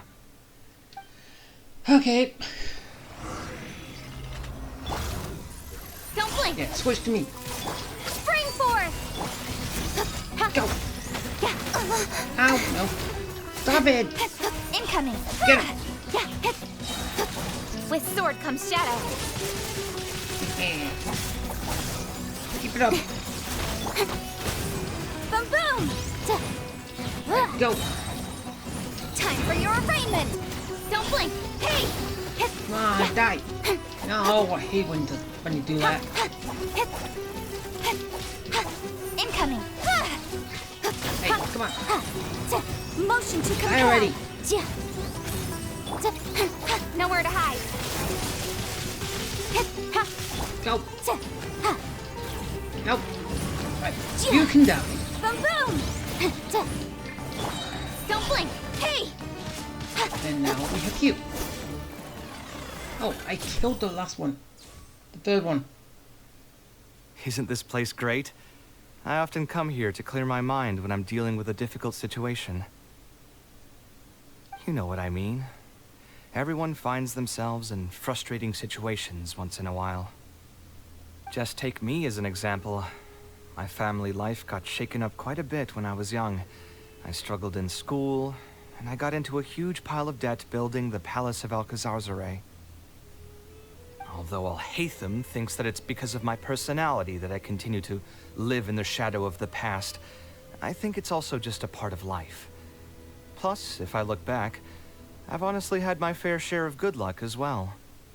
You could probably say I've followed in the path of my mother. Like her, I've gained a name for myself as an architect, built something that's seen as my magnum opus, and found many projects that others have entrusted to me to finish.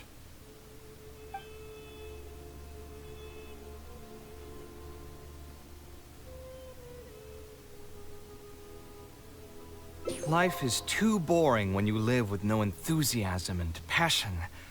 Only those who believe in the inherent meaning of it can capture the small nuances of everyday life and turn them into inspiration for beautiful designs.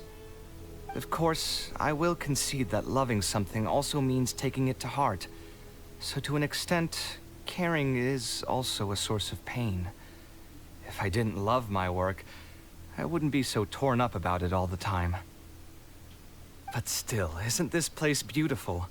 Despite the erosion from the winds and changing seasons, you can still perceive its past beauty and glory. With different landforms come different architectural styles. The desert's history has left it with few records regarding its buildings, so I often visit the desert to investigate things in person. The sight here has moved me ever since the first time I laid my eyes on it. I told myself that one day, I would also be able to create buildings that move others. My pain will one day fade into nothing, just as I reach the end of my life. But buildings are different. They are far more valuable than most materialistic things, and far more durable than human flesh. As long as there remain souls in the world who can decipher the meaning behind them, they will also have acknowledged me across the vast stream of time. If you were to ask me what art is, that would be my answer. You think so? But I feel I've always been like this. Remember that question I brought up before? The one about whether I should see art as a divine gift of inspiration from the gods, or as a product of my own existential struggle. I still haven't found an answer to that yet, but if art wasn't inherently paradoxical and enigmatic, then people probably wouldn't be drawn to it. Those who pursue art will be unable to avoid the pain that it naturally brings. Will often be floating on cloud 9 one second, and sinking in a mire the next. I'll try gathering my thoughts again once I've found a way to define art in the first place. In any case, thank you so much for listening to everything I had to say. Aww. And that's it. Done all of Kaveh's endings. Got a little bit of insight to him, of how he thinks and all that. Kind of interesting. Even though he does butt heads quite a lot with basically his clients, because he has one vision, they have another, and yeah, all that stuff. Still pretty good. But that is going to be it. So that is the end of basically everything technically in the update. Well, apart from, well, what came initially. We've got lists which I'm going through, but I'm still having fun doing it. Yeah, it's just I didn't think I was gonna have to play another Genius Invocation game actually as it being recorded, but there is one in here which you have to play a game, and it's using that type of game that they brought in at one point, I think, which you get that dice roll up works on all of them, the Omni dices, which I still prefer it when you do roll, and then you have a choice and you gotta slightly pick what you're gonna do. I prefer those. There's more strategy in that than just having, oh look, I can use everything because my dices are all work fine. I don't have to mix and match. But anyway, I'm still doing it. But yeah, that is going to be it. So I will see you in the event and whatever event comes next. Because we have 3.7, we have 3.8. I don't know how many new things are going to be in that. And then we finally have Fontaine.